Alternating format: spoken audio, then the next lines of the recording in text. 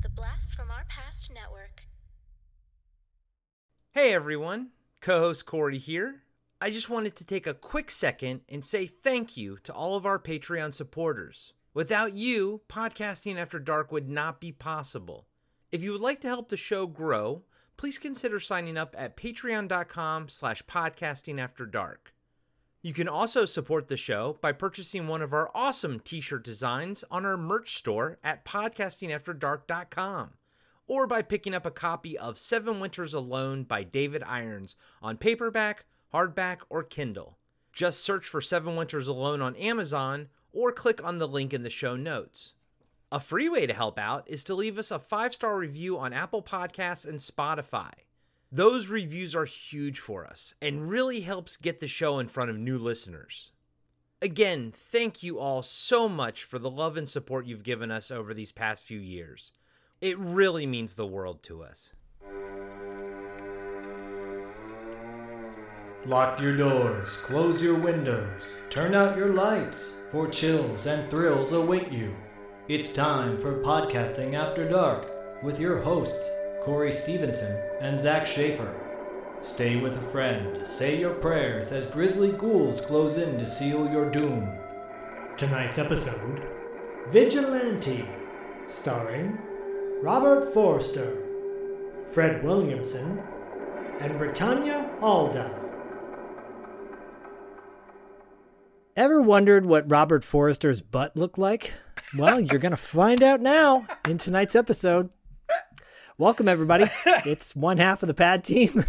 It's me, Sweet Sexy Z, and joining me as always is my brother from another mother, Sleazy C. What's going on, little Corey Gory?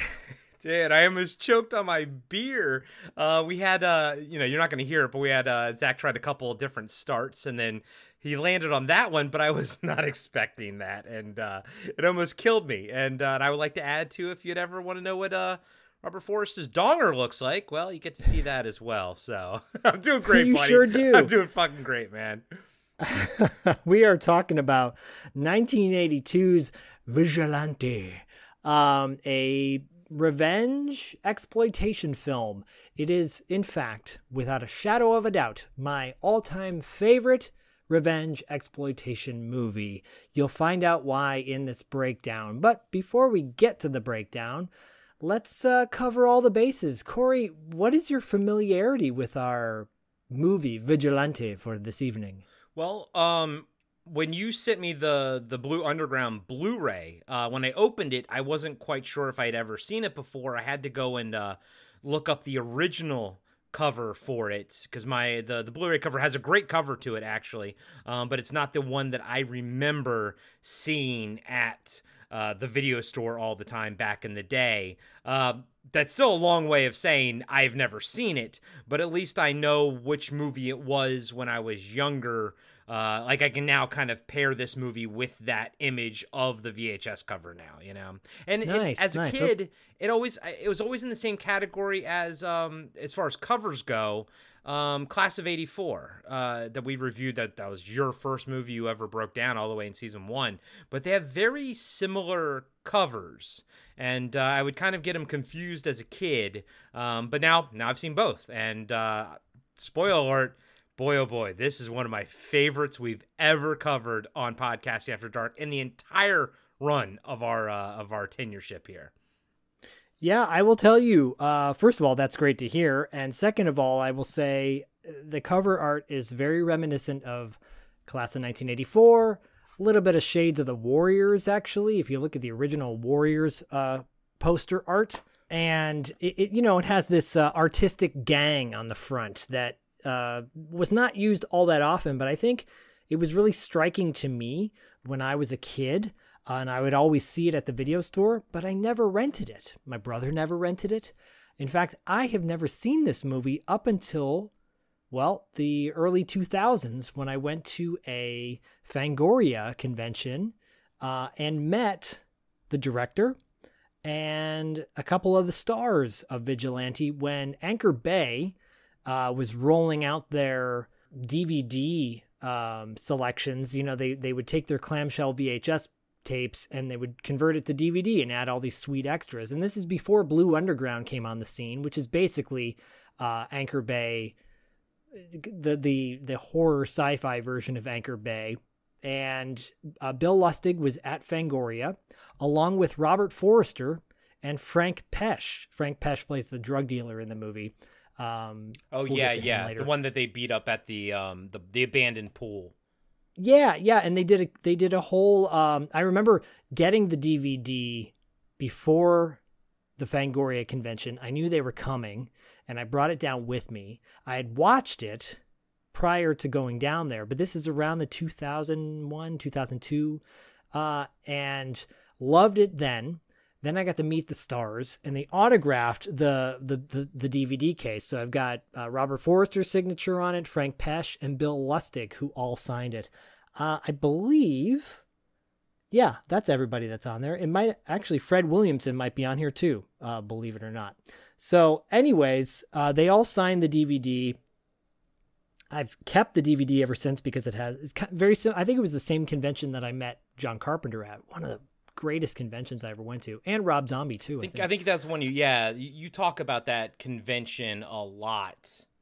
Yeah, and so I fell in love with this movie right before I met them. It quickly became my favorite revenge action movie.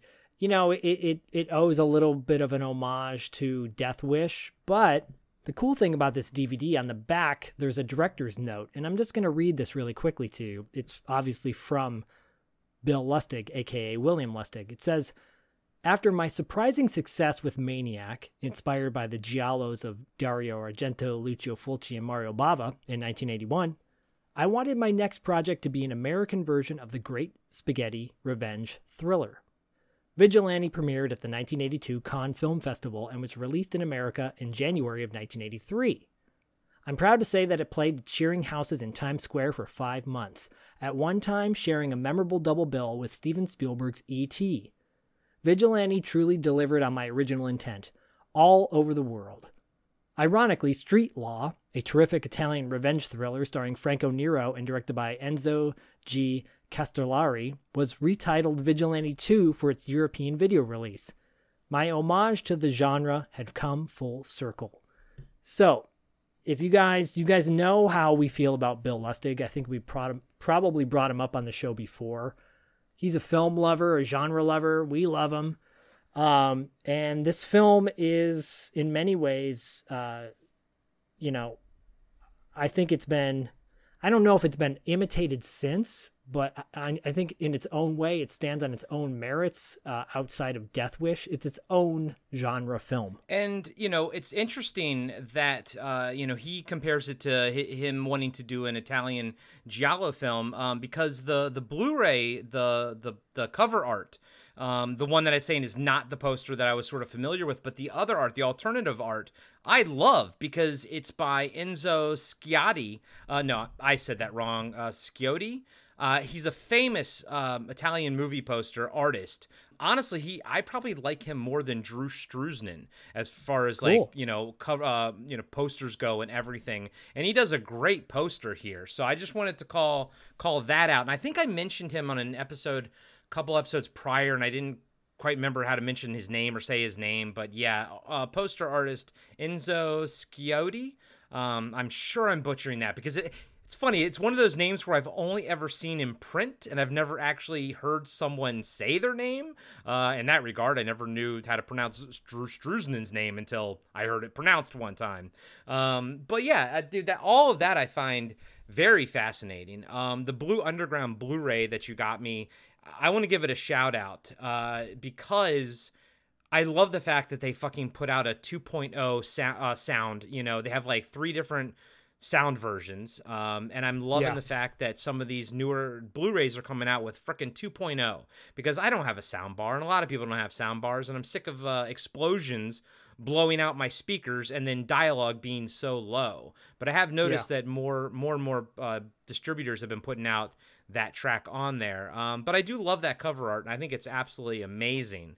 One note that I don't want to forget about, but and I don't know where to sort of insert it into the movie itself, this movie almost feels like it has two protagonists. Like it almost feels like there's a dual main character situation going on in Robert Forster and Fred Williamson's characters. So I found that to be an interesting sort of take on it. And when maybe, Robert Forster goes away to jail for a little bit, you sort of focus on Fred Williamson's character and stuff. I thought that was kind of an interesting way to do it, not just follow one character fully and completely, Yeah, I think that's a major difference between this and Death Wish, is that this has two big plots going on at the same time. Yeah, like sort of concurrent at the same time or happening, but they're very intertwined, Yeah, eventually they line up, but in some ways they kind of don't. They take their own separate paths. Yeah.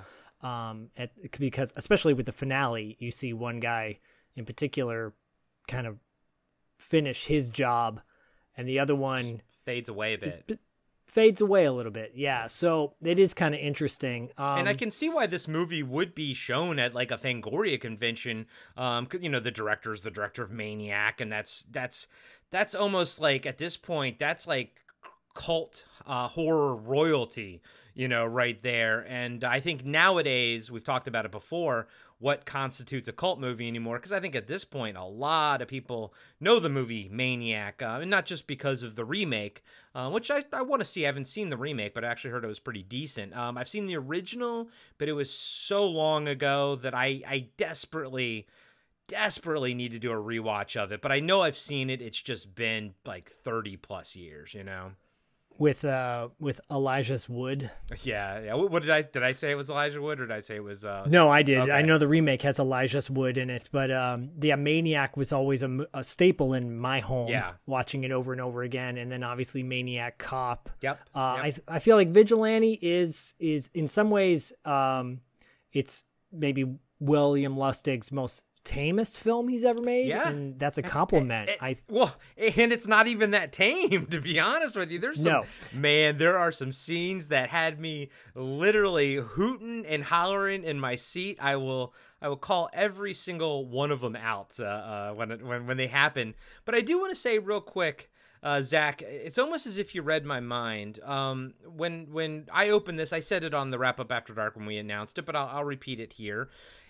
I was in such a mood for specifically an early 80s New York City crime thriller exploitation movie. I felt like we haven't done one in a while. I miss those. I love, LA Bounty, even though it's an LA, movie, but you get the gist and everything. Yeah. An Exterminator, we discussed that. That was very, very early on. And so this hit. And so this came, you read my mind, and you gave this to us exactly when I wanted to see it. And I think for me, it beats out Exterminator. It beats out, Vice Squad and all these things. I love Wings Hauser in them, and I'll talk about Robert Forster when it comes around to it, but I love him as well. But this movie makes so many correct choices, and I know the behind the scenes on this one was a little bit wonky, and I know that it was a bit of a rough ride to get done and distributed and everything, but after it's all said and done, this movie is a wild ride from beginning to end, and the pacing is fantastic, and there's no slow parts whatsoever. And yeah, man, this is now riding high on my top 5 favorite list of Pad movies. That's awesome to hear, and I'm so glad that you felt that way even before we get into the breakdown. Side note, if on the DVD and I think the Blu-ray, there's an audio commentary with Robert Forster, Fred Williamson, Frank Pesch, and William Lustig, and it's worth listening to because Fred Williamson tells some crazy, wild stories on there. One in particular, he came up to his hotel room and all his jewelry had been stolen. And he went down to the alleyway of the hotel and found some people hanging out down there. And he said, I don't care who did it, but all my shit was stolen from my room. I want it returned before I come back later today. And when he came back to his hotel room later that day, all his stuff had been returned to him. That tells you how badass Fred Williamson is. I mean, he's Fred fucking Williamson, man. I'm sure he scared the shit out of those dudes down there. I'm sure he did. But before we get to the cast, really quickly, we said William Lustig directed, Maniac Cop and Maniac, but he also directed Relentless that came out in 1989. Yes, a movie that has come up multiple times in our discussions. I've never seen that one, but yes, that's another VHS cover that I remember very, very well. Yeah, that's worth revisiting, in my opinion. He also directed a movie called Hit List with Lance Henriksen, Jan Michael Vincent, and Leo Rossi, who appeared in Relentless again, Leo Rossi. And Charles Napier, I know we brought him up recently too in another breakdown. But and Rip Torn. I've actually never seen Hit List, but now I want to see it. It came out the same year that Relentless came out. You know what? I have seen that movie, and I think it was probably because of my dad. So. Oh, there you go. Yeah. Cool. I also was probably 10 years old, so I don't remember it, but I do kind of remember it. Yeah, it's one of those things where maybe watching it, you go, "Oh yeah, I did see this," but that I'll have to go back and see if I actually did see it. This movie's written by William Vattier. He wrote Hot Honey, which was a William Lustig film as well. It's rated X. Never seen it. Maybe Erin Gilmer's seen it. Probably. She seems to be up on all that stuff. And he's done a lot of TV, movies, and but nothing to go gaga over. No, scrolling through his IMDb, I gotta say, this is probably the only movie I would remotely care about, Yeah, I think that's a safe thing to say. I want to shout out the composer is Jay Chataway, and clearly Jay Chataway, who's done a lot of work for like Star Trek. Yeah. Right? But he composed a real kick-ass homage to Italian cinema, in my opinion. Okay. Very cool. With that score. I think that score is so good. Yeah. The score for this movie is fantastic. Yeah, no, I completely agree. And I mean, now looking back on it after you made that, that he wanted to do an Italian giallo film, like all the pieces made sense. And it almost makes me want to go back and watch it a third time now with that knowledge in my mind, Yeah, I think you'll get a better, I think this movie actually improves the more you watch it. And it appreciates, I guess. Yeah. Is a better way to say it. The cast. And I just want to call it the casting director, Louis Giamillo. He was casting director for Thelma and Louise and Gladiator. Like Academy Award-winning shit, man. And he's the casting director for Vigilante. I love that shit. I love seeing early shit like that, Well, you kind of, you look at there was a time when Robert Forster, at the tail end of his career, rest in peace to Robert Forster, where he was getting, and in part thanks to Quentin Tarantino, he was on this level of like, you could say he was an A-list actor in the tail end of his career. He was playing supporting roles mostly. Yeah. But he was definitely in high profile things like Breaking Bad and obviously Jackie Brown, which I think kind of rejuvenated his career a bit. Yeah, I think you're right. It did launch him back up into that stratosphere. And you and I both have talked about the fact that we love Jackie Brown. And I love Robert Forster. Me personally, Alligator, dude. I am a huge fan of that movie. I have it sitting in my my Amazon cart as we speak. Probably just going to pull the trigger tonight because I did watch it last year when Luke came up to visit. He brought it with him. That was one of the movies that him and I watched a lot as a kid, and I gotta say it holds up very well. Robert Forster's still fucking fantastic in it, and I think we're just going to have to probably do it on the show one of these days because I love that movie. Are you a fan of Alligator at all? Oh yeah, I haven't watched it since I was a kid, but I remember loving it. Yeah. And Robert Forster is gold in every role that he's in. He went through a really long spell of not getting any work, and he actually became like a motivational speaker and would go around to high schools. And I know that because he said that at the convention, the Fangoria convention. He's like, yeah, I still do motivational speaking every now and then. This is before he got cast in Jackie Brown. Yeah. And it's really cool that maybe, who knows, maybe Quentin saw him in Vigilante and he's like, I need him in this. And the only reason I bring that up is because there's a moment in this movie he talks about losing his hair. And he makes that same reference in Jackie Brown. Yeah, he also I'm talks about wondering- an alligator too. I think that's a Robert Forster thing. Yeah. Ah, I see. Well, then clearly it's on his mind, and I respect the fact that he's so open about it in his movies. Like that to me is kind of a cool thing. Yeah, no, I respect the fact that he is losing his hair and he looks awesome. I still love him.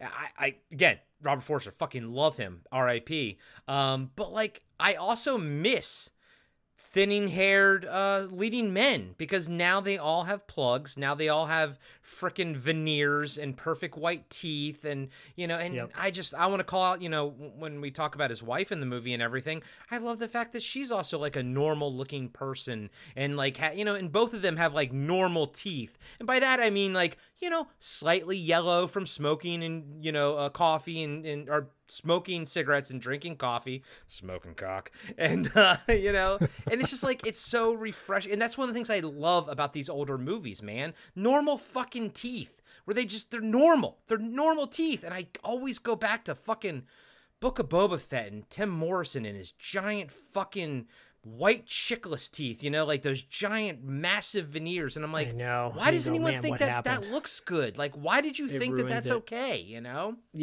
Yeah, it totally ruins it. It totally ruins it. This film screams authentic. Yeah, everyone the feels cast, normal and human. Yeah, the cast is perfect. Mm-hmm. Speaking of perfect, Fred Williamson, who plays Nick. So Robert Forster plays Eddie. Fred Williamson plays Nick. Fred Williamson is a genre veteran. Clearly, former football player for the Oakland Raiders and Kansas City Chiefs. Just has done so many movies. It's kind of crazy. He's done over 260 films and television shows, and the guy is just a beast. I love him. Literally from back in the day, 70s exploitation movies to From Dusk Till Dawn. Yeah, and honestly, like, I've seen a lot of his older stuff, but I've probably seen From Dusk Till Dawn the most. And then VFW, he was great in VFW. Highly recommend that movie. And then but I'm seeing him here, and I'm like reminded. I'm like, fuck, man, he's a stud. Like, he's a good looking dude. He's a tall drink of water. I'm like, fuck, man, Fred Williamson. I was so happy to see him in this, but at the same time, I love this movie, but I think his acting's not the same as Robert Forster's is. I think Robert Forster's doing a little bit more, trying to do natural real world acting. And then there's a few times when Fred Williamson, he dips into the 70s exploitation a little bit too hard, just a smidge, like just a little bit too much. Like when he jumps over the fence and he lands in that karate pose. The Karate Man. Yeah, he's very much Karate Man in this movie, but it's also, it's like 70s karate where it's not really karate. It's just karate because you have your hand, you're not making a fist, you're making a flat hand, Yeah. But all that being said, I still absolutely loved him. I just kind of wish that their acting would have been on the same level, because it kind of feels like they're in two different movies. Well, that's the beautiful thing about this movie, is it appeals to everybody. Yeah. If you want a straight up action movie, you got it. If you want something you can laugh at in moments because it's so absurd or over the top, you got it. It's a grindhouse film. This is a perfect example of a grindhouse movie, because there's so many moments in this that you could literally laugh out loud. And then there's other moments where you're cheering for certain people getting killed.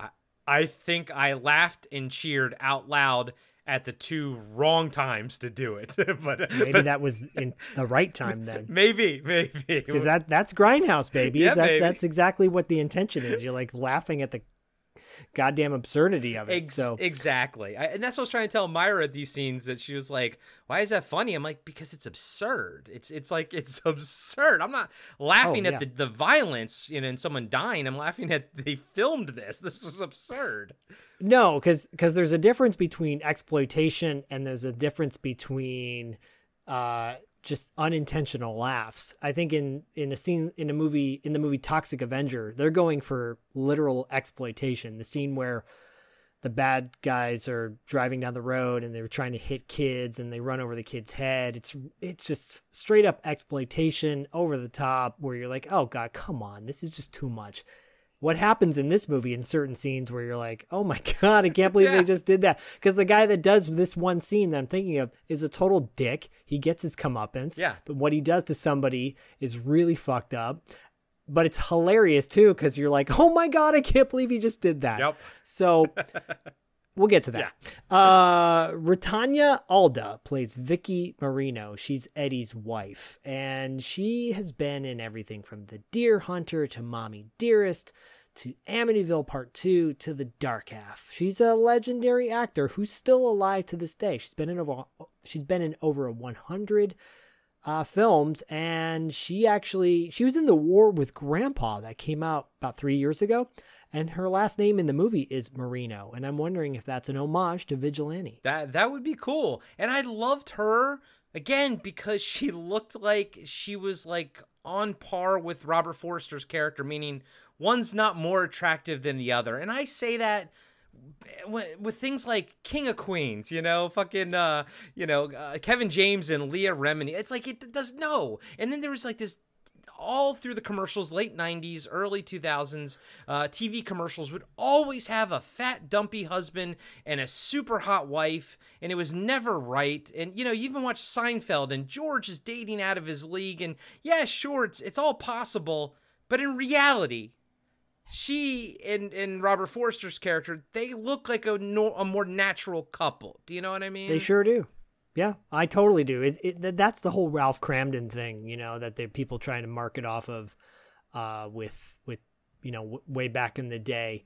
This just feels authentic, and you feel terrible for her character. Oh, we'll get fuck to that too. Yeah, you do. But at the same time, I understand it. I'm like sort of on her side too. I get it. Yeah, it's rough. Yeah. I mean, it's a perfect storm of what happens. Yep. So, Richard Bright plays Burke. Richard Bright is fucking awesome. He's a character actor. He's been in everything from The Godfather to Once Upon a Time in America and The Getaway. And he's just a classic character actor. He passed away as well. Rest in peace in 2006. He's badass. Yeah, very much enjoyed him in this. Didn't recognize him really from anything. I mean, I look at his IMDb and I know I've seen things, but I didn't recognize him on my head. But he had a very like New York feel to him, Like, again, going back to the casting director, I think you're right. I think this cast is gritty, is real feeling. You know what I mean? I dig it. Yeah. I'm just highlighting kind of the protagonists in this so far. Joseph Carberry plays Ramon, and Joseph Carberry, actually, he hasn't been in a whole lot, only 33 movies, but he's got a very recognizable face. He's one of those character actors where you're like, I know that guy. I've seen him before. He's been in Missing in Action. He's been in The Survivors, Night of the Jungle, Speed. He had a small role in, a lot of Kill Me Again, which is a great late 80s film noir with Val Kilmer and Joanne Wally Kilmer. Anyways, another character actor, but he's great in this. Yeah, I very much enjoyed him. He wasn't in it much. His biggest thing, he kind of gets shot in the shoulder at some point. But yeah, I liked him. Yeah. Willie Colon plays Rico, and he's actually on his soundtracks more than he is in movies. Yeah. He's only been in about 5 different things, from Miami Vice to It Could Happen to You. Small stuff, but again, recognizable when you see his face. Yeah, but he's mostly does, I think, music for, he's worked on Carlito's Way and Chef with Jon Favreau, but I think he's like maybe in a band or like one of the performers, not the actual like, sound designer or anything like that, or score or whatever, Yeah. Don Blakely plays Prego, he hasn't been in a whole lot either, but some of the things that he has been in are pretty big deals, like Pulp Fiction, Harlem Nights. I know he was in Pulp Fiction, but I don't quite remember who he was, and I know he was in Under Siege as well. Under Siege, yeah. He was in Brubaker. I remember him in Brubaker, which is a great movie. If you've never seen Brubaker with Robert Redford, highly recommend that movie. It's based on a true story. Really great movie. Yeah, and like I think you said Harlem Nights as well. Wired to Kill. That was another one I recognized the poster for, that one. But I recognized him. I recognized his face. But again, couldn't sort of pinpoint where I had seen it. Yeah. Yeah. He's one of those guys where you're like, oh, he's one of the main characters. Okay, Yeah. sure. Okay. The last few people I'll reference are big names in genre history, and they have smaller roles in this film. Joe Spinell, obviously buddy of Bill Lustig and Steven Spielberg. You know him as the Maniac from Maniac. And Rocky, and buddy of the the whiskey bottle or something, because apparently he was kind of hard to wrangle up on set because he was out doing benders and everything. And I almost wonder if we don't get, because I thought he would get killed at the end, too, as well, like in the sort of the comeuppance. You almost wonder if it was maybe written into it, and they were just like, let's just stick with this other character, and we won't worry about him because we're not going to try to bring him back on stage and everything. Yeah. Yeah. People are like, we can't deal with him. But the audience will know what happens to him. Yeah. Yeah. Carol, so he plays Eisenberg. He plays a lawyer. Bad guy lawyer. Carol Lindley plays D.A. Fletcher. Carol Lindley was a child actress in the Poseidon Adventure, and she's got a long story career. She passed away in 2019, but she's been in over 150 movies and TV shows, including an episode of Monsters, a show that we covered on TV Obscura. Oh, there you go. Okay. Woody Strode, who has a very small role in this, but goddamn, he's awesome. A small but pivotal role. Pivotal for sure. If you don't know who Woody Strode is, he's a legendary Western star. He died in 94. He was in The Quick and the Dead and Posse. But if you go back into his film career, he's like one fantastic action movie or Western after another. Yeah, he was in Spartacus. He was in The Ten Commandments with Charlton Heston. I mean, this dude was a big guy back in the day, and it was cool seeing him in this. And I liked like sort of his role and what he does and everything. Yeah. If you've never seen Once Upon a Time in the West, that's my favorite Western of all the times. He has a small role in that, but just chews up the scenery. Vincent Beck plays Judge Sinclair, and again, another legendary character actor from And Justice for All with Al Pacino to Firepower with James Coburn. Just a lot of stuff. And actually, he wasn't in a whole lot. But every time he's on screen, you're like, oh, I know that dude. What do I know that guy from? Yeah. Well, now you know. Now you know. And can I call out somebody? Yes, please do. Or actually, before you do, let me just throw in Frank Pesh. You might think, oh, what do I know that guy from? He plays a drug dealer in this.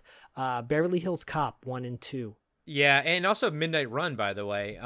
Yeah, and very familiar face. Yeah, he passed away last year. That sucks. Because he was great at the Fango convention, by the way. Yeah, and he's great in this, and it's like he kind of plays like a thug, but it's one of those things where you're like, you can tell he's a better actor than maybe should be in that role, so they kind of you could tell they kind of expand that role out a little bit more, and he makes it very, very interesting. I very much enjoyed him. But I also, as always, Steve James, fantastic in it. He plays a police officer, and he's like there are 3 different points of view in this movie to vigilantism.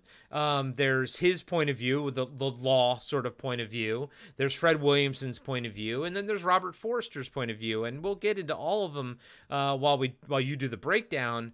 But I like that. I like how this movie doesn't just present that vigilantism is the correct way to do it. It almost presents it, if anything, it maybe even presents it as like this could be a bad thing. But I like how they do kind of give a voice to 3 different points of view, 3 different perspectives on vigilantism. Yeah, and man, what a shame. Steve James passed away way too young. Way too young. Yeah. Not a good run, in my opinion, but what a hell of a awesome on-screen career he had, for sure. Yeah. I just want to point out one other person, because I will refer to him as Serpico throughout this. So Frank Pesh, his character's name is Blue Boy, but I will be calling him the drug dealer because they don't call him by name in this film. No. And then I call this guy Serpico, but even though his character name is Detective Russo, they never call him out by name either. No. But Randy Jurgensen plays a low-rent Serpico looking. He's not low rent as an actor, though. The guy's a really great actor, and he's been in everything from Die Hard with a Vengeance to The French Connection to Sorcerer to Superman. So... and I again, actually think he was a New York police officer before he became an actor, too, is my understanding. That tracks. And in this, he has a smaller role, I think, than he's had in other movies. But, as a low-rent Serpico, he looks damn good. Yeah, and honestly, I would give another connection to French Connection in this movie. The final chase scene feels very sort of French Connection-esque, or inspired by. This movie feels highly inspired by different genres and different films, but never derivative. Never, let's call a spade a spade. This is a Death Wish, quote unquote, ripoff or whatever. Yeah. I've seen Death Wish many times. It's not one of my favorite movies. I'm actually not the biggest Charles Bronson fan. Even in the Westerns, he's okay. He's just never one of my guys. If I was going to pick him or Robert Forster, I would take Robert Forster any fucking day of the week. But yes, rightfully so. This can be called a Death Wish, ripoff or whatever of the same genre, type of thing. I think this is infinitely better than Death Wish. Well, it's an interesting discussion that we could probably save for wrap up, which is a Patreon exclusive. If you want to sign up and become a Patreon patron, please do so at Podcasting After Dark. Patreon.com/Podcasting After Dark. Just the idea of paying homage versus ripping off. And there's another cop movie called The 7-Ups with Roy Scheider, which I personally is my favorite car chase scene that I've ever seen on screen. And this has shades of that too. So, hey, Tarantino does it all the time. Bill Lustig was not the first to pay, quote unquote, pay homage to another movie. But what happens in Vigilante is pretty damn good, including Robert Forster's butt. Yeah. And real quick, you just mentioned Quentin Tarantino, and I don't want to forget this at that moment. I know that in Reservoir Dogs, Mr. White shooting up that cop car with the two guns, what he said was an homage to John Woo movies with the two guns and everything. But I think the cops getting blasted in there was an homage to this movie. I was like, oh, wow. I almost felt like Reservoir Dogs sort of ripped this off.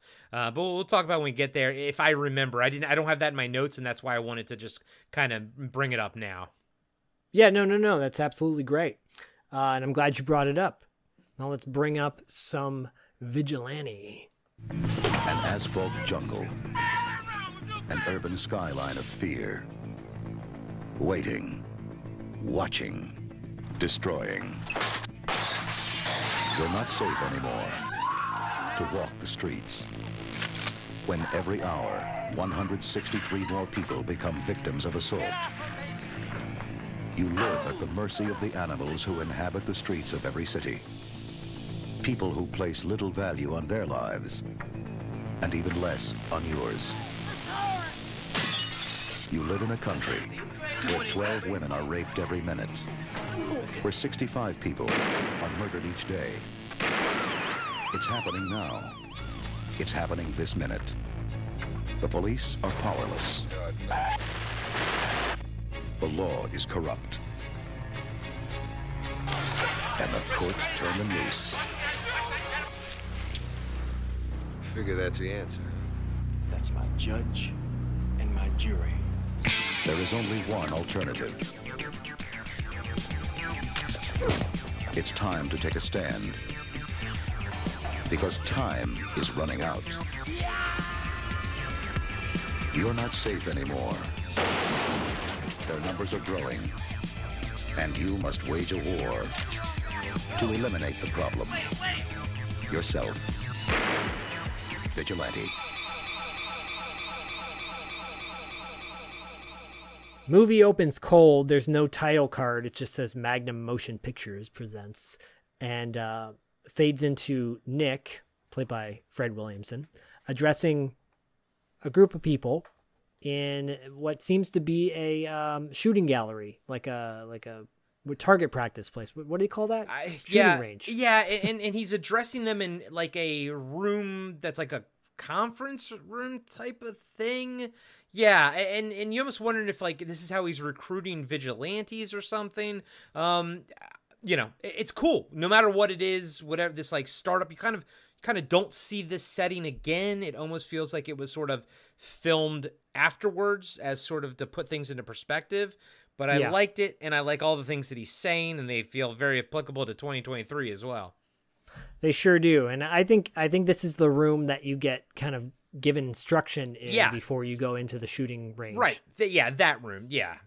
But he's talking to about like 12 or 15 people in there, you know. He's talking to a pretty sizable group.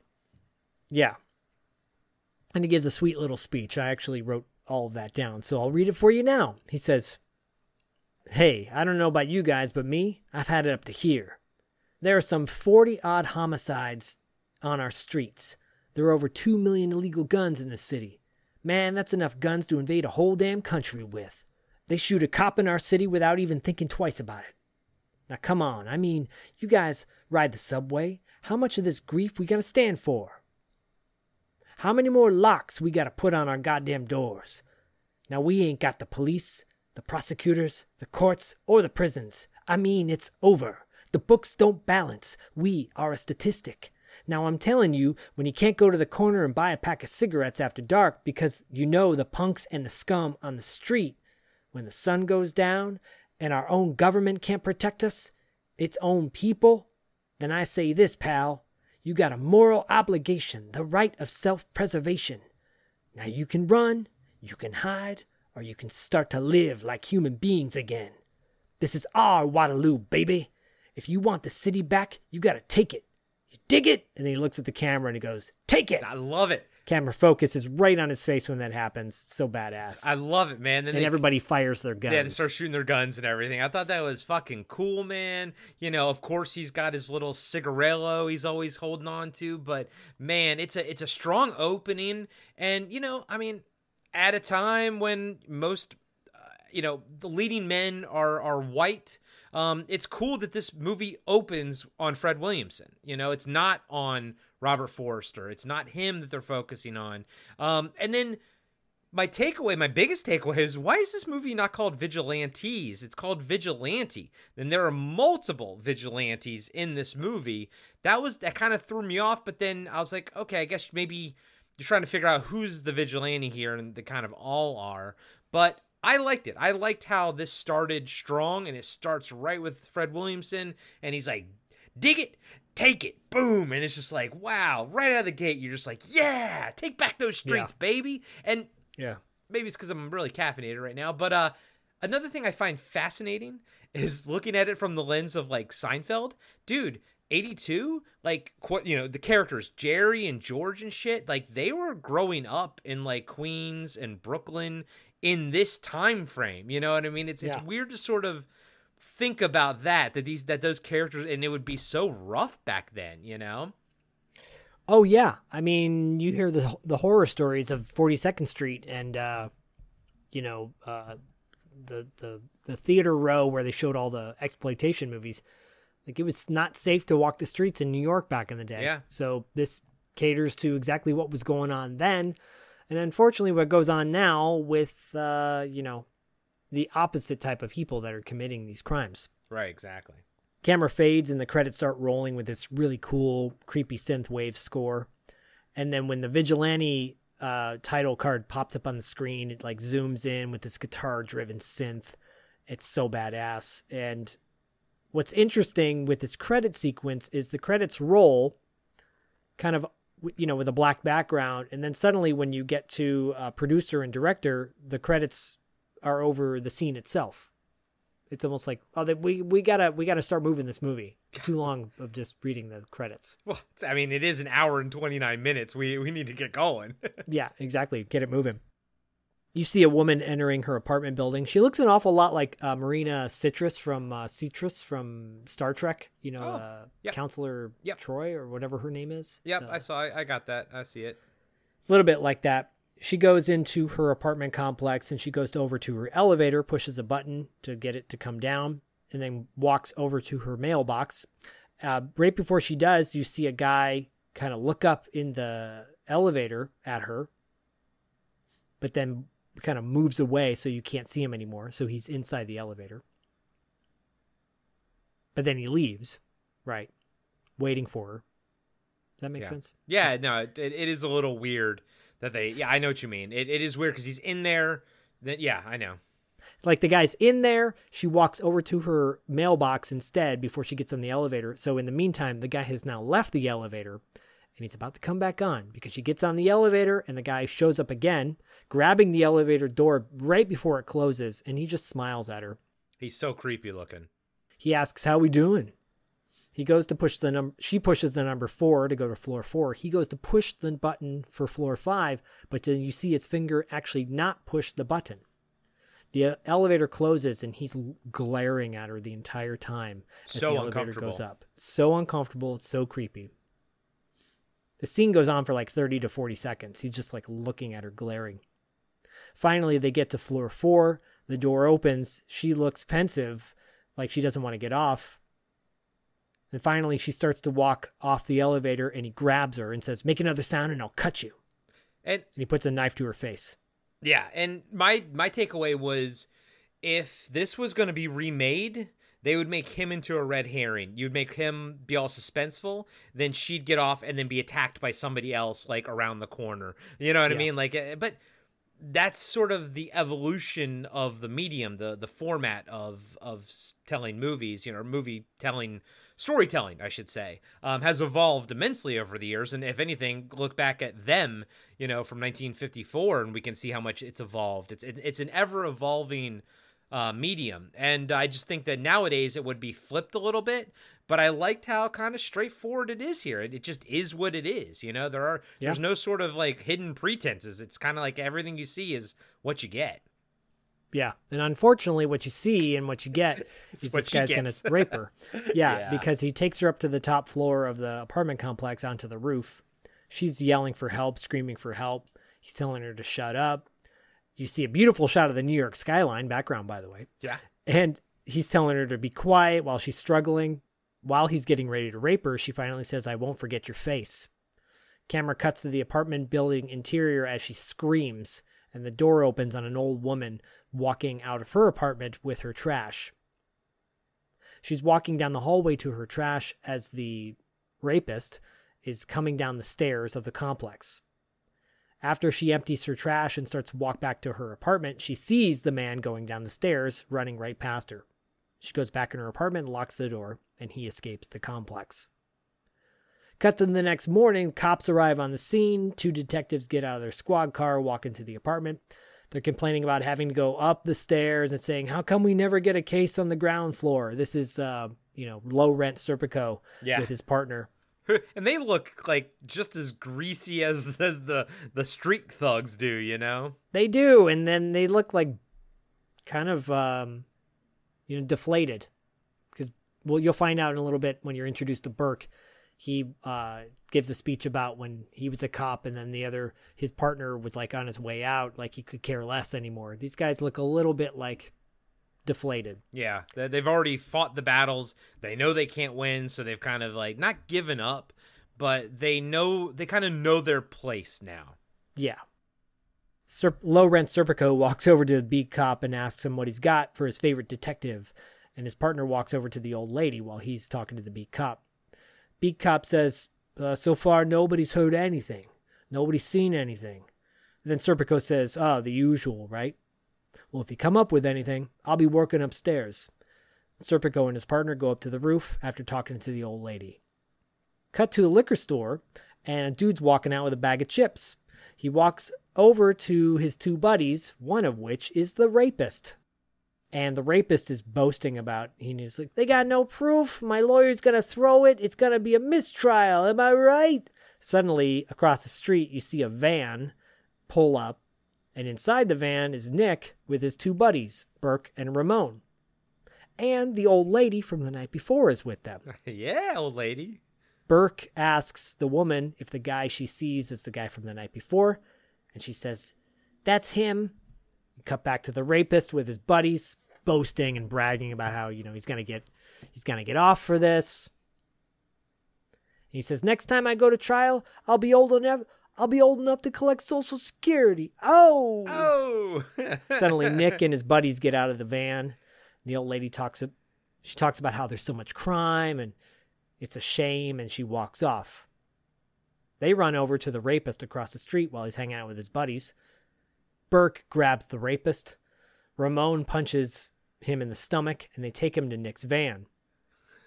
And Fred The two Williamson other buddies- does some karate on the other guy. Yeah, the two other buddies kind of jump on Nick, and Nick beats the crap out of him, karate style. Yeah, he's total karate man over here. Karate man. The rapist is whining, saying, I didn't do nothing, leave me alone. They get in the van, and they drive off. And, I mean, it's a great setup. You know who the players are here. You sort of know what's at stake, or at least some of the players, I should say. Yeah. But you sort of know the thesis of the movie. This is the thesis of the film, that we're not going to stand for crime. And, all of it's all well and good until you accidentally that old lady accidentally points out the wrong person and they beat the shit out of the wrong person. You know what I mean? I mean, that doesn't happen here. That's not like what this is not movies trying to be like that gray or anything, but it's like, okay, it's all well and good until you fuck up the wrong person. You're like, oh, oops type of thing. Well, and they do address that at some point, not necessarily in that respect, but like, when we take the law into our own hands, what happens when your friend pisses you off or your neighbor pisses you off, and then suddenly it becomes a Wild West. Exactly. And that's going to be Robert Forster's sort of point of view until things go too far. But yeah, and that's one of the point of views that I like. So again, I like the fact that this movie will eventually sort of show you all the different points of view. But right now, it's convenient, and that's fine. I don't need this to be bigger or more gray than it is. I want this to be sort of black and white in exploitation, Yeah. And this is, again, like Death Wish, I think, was more of a drama in that sense of like analyzing what it's like. I think most of that movie actually is more drama than it is action. Yeah. This one has a better balance, in my opinion. I think this movie's better paced than Death Wish is. Yeah.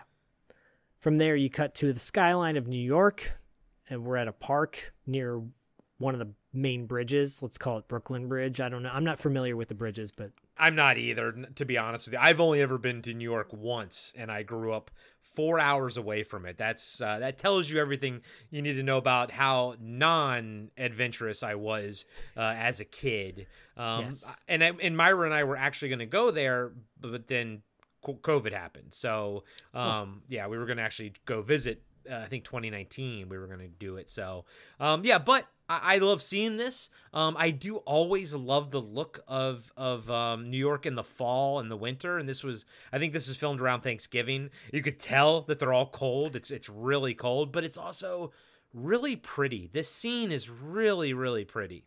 Yeah. And you cut to Eddie and his son are flying an electric plane, while his wife is chilling on a blanket on the grass, literally chilling because she's freezing her ass off. Yeah, I know.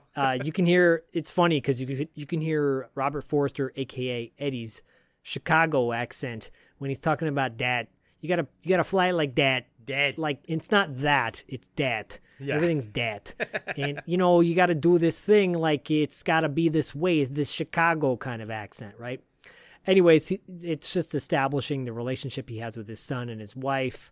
His son, Scotty, super cute, and his son runs over to grab the plane while Eddie joins his wife on the grass, and they're hugging and kissing, and his wife is like, we need to spend more time together, all of us. And then he says, well, business is taking up a lot of my time right now, but I had a good idea the other day. As soon as we got a little bit more dough coming in, what we'll do is we'll pack up the van and we'll take a little trip to Florida, maybe. What do you think? Is this a good idea? Basically, he says that. And she's like, that's just wonderful. And she hugs him. And Wonderful, Scotty Eddie. J. Wonderful. Scotty Marino runs over and joins them, and they're one big happy family, freezing in the cold. And the camera fades to the next scene. Holy shit, now he sound like from Chicago or some shit. And if you remember our Them review, Zach mentioned that there was a connection with the motorized airplane. And there you go. Here it is, yeah. Yeah, so go back to that Them episode and listen to the connection with the planes and the planes. They probably didn't have a motor in that one. No, I think that was just whatever. throw. Cut to Eddie. Now I'm going to be talking like this the whole time. Cut to Eddie in his van. Not the same van as Nick's, by the way. Nick has this sweet blue van, and Eddie has this like rundown kind of dirty gray van. Yeah. Nick's is more closer to maybe the A-Team van, but still not quite as fancy as that. Yeah. Hey everybody, Corey here. I just wanted to let you know that we'll be right back after these short messages. Imagine being one of the last people on Earth, being trapped alone with something not human, something always watching, something always waiting. What would you do? Where would you run?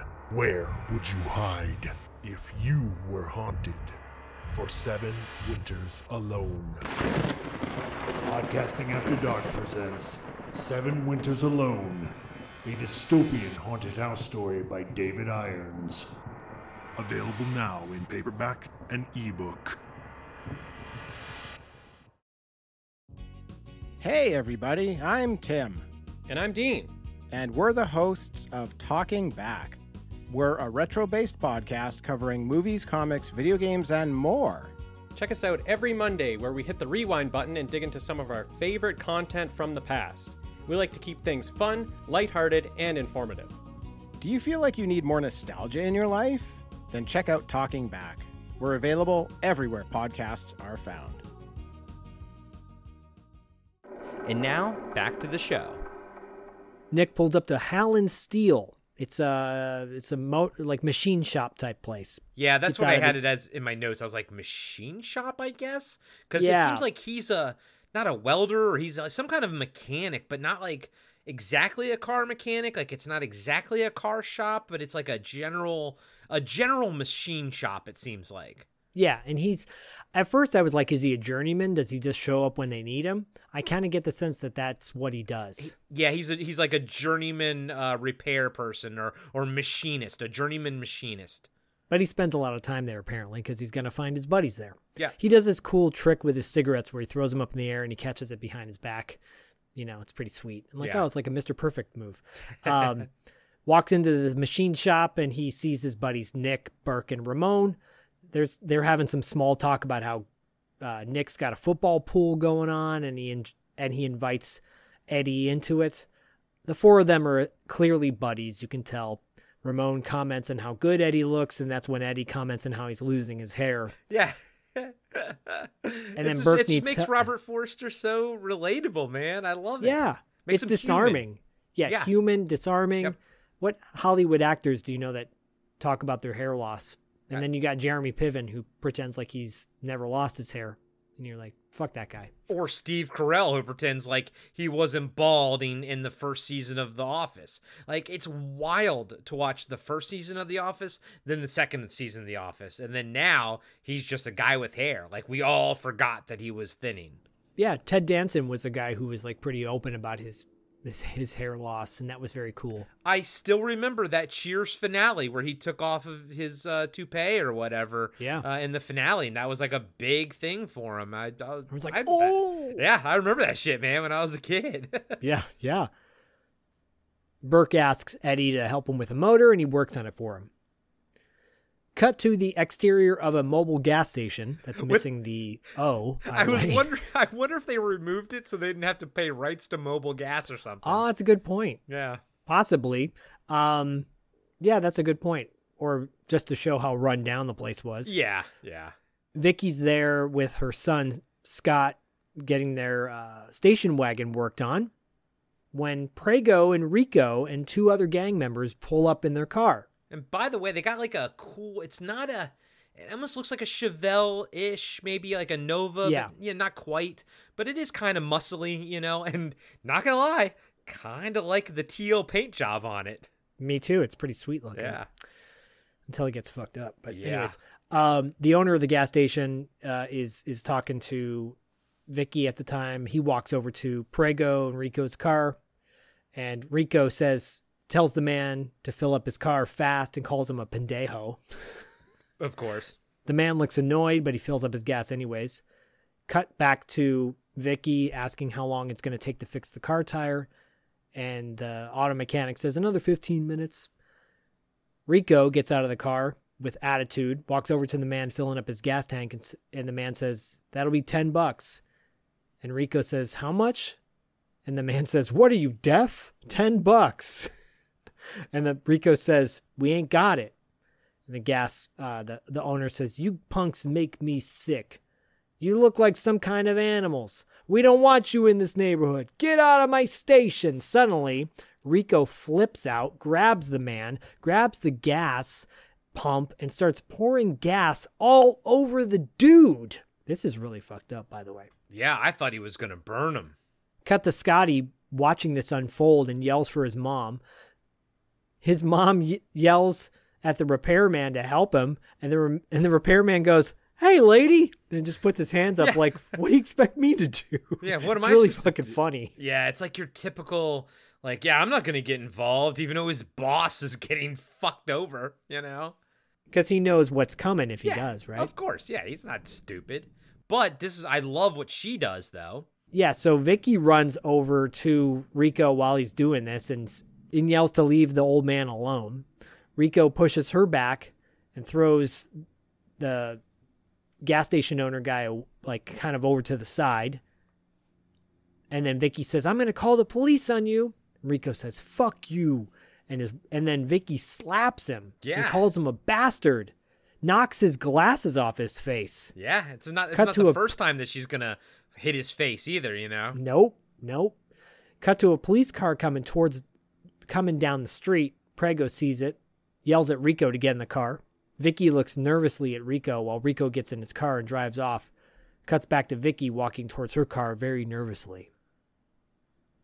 By the way, in this scene, it's funny because the opening shot of when Rico and Prego pull up at the gas station, they use that same shot when they leave. I noticed that, and I was like, that's the same shot. But it works. Yeah, that's very economical. That was probably the editor being like, "Oh, we didn't get a pickup shot of them leaving, so we're just going to insert it." And you know what? It totally works. It's only when you're examining it, that you notice it. Yeah, but yeah, I mean, I'm glad you called it out. I didn't note it, but I do remember it. It's kind of funny, though. It's kind of funny to point those moments out because you're like, oh, yeah, this is cheap movies back in the day. You had to do shit like this. I mean, this is not like a big budget Hollywood film. This is a low budget freaking, exploitation film. They're going to have to get economical with some stuff. And I think they make all the right choices in this movie. Exactly. Cut to a bar where Eddie, Burke, Ramon, and Nick go into the Velvet Cup. They sit down to order some beers, and Jake, the barman, says, "You got any cash for me?" And Ramon says, "Put it on our tab." Yes, he's like, payday's tomorrow, baby. But I like how the bartender's like, "Okay, here." He gives them warm beers and says, "Open them yourself." I was like, right? And Eddie asks for coffee. There's a TV on with news playing, and there's this Italian businessman on there named Stokes. And he says, "This city doesn't want to see a successful Italian businessman. I own a leasing company. I rent equipment. It's just racist propaganda. Just because I dress well and I live well doesn't mean that I'm involved with sex or narcotics." Cut to Ramon saying, "Looks like the feds caught up to Stokes."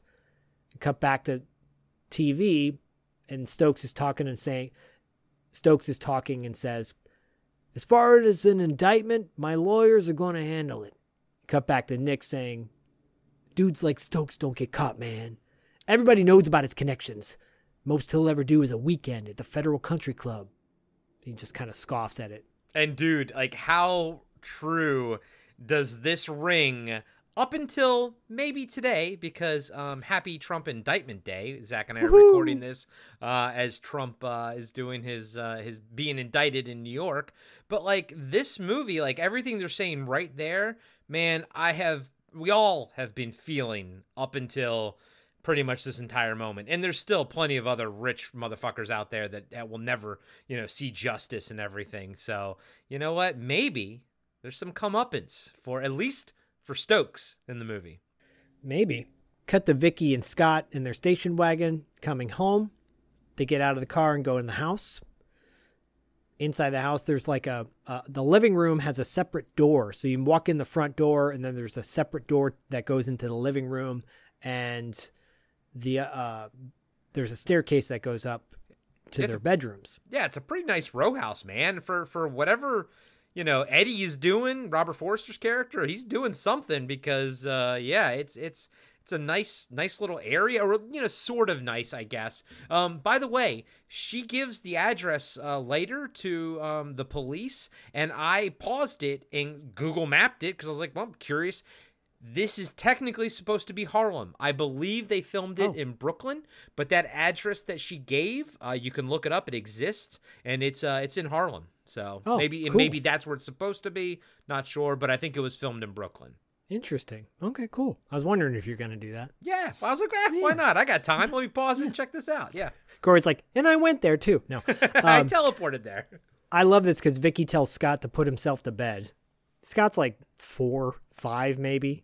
Yeah. He's like, I don't want to. He's pretty independent for a little kid. Yeah.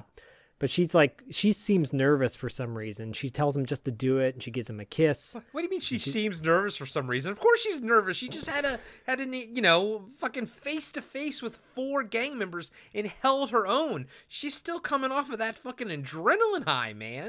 That is true. That is true.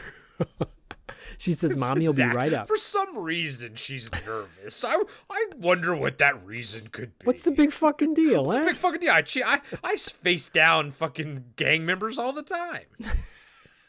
Right. So Scotty M goes up to his bedroom, and she goes into her living room and makes a phone call. She calls Berry Crafts Incorporated. That is the company Eddie works for. She asks the secretary for her husband, and she says he's not in right now. Suddenly, she hears tires screeching outside.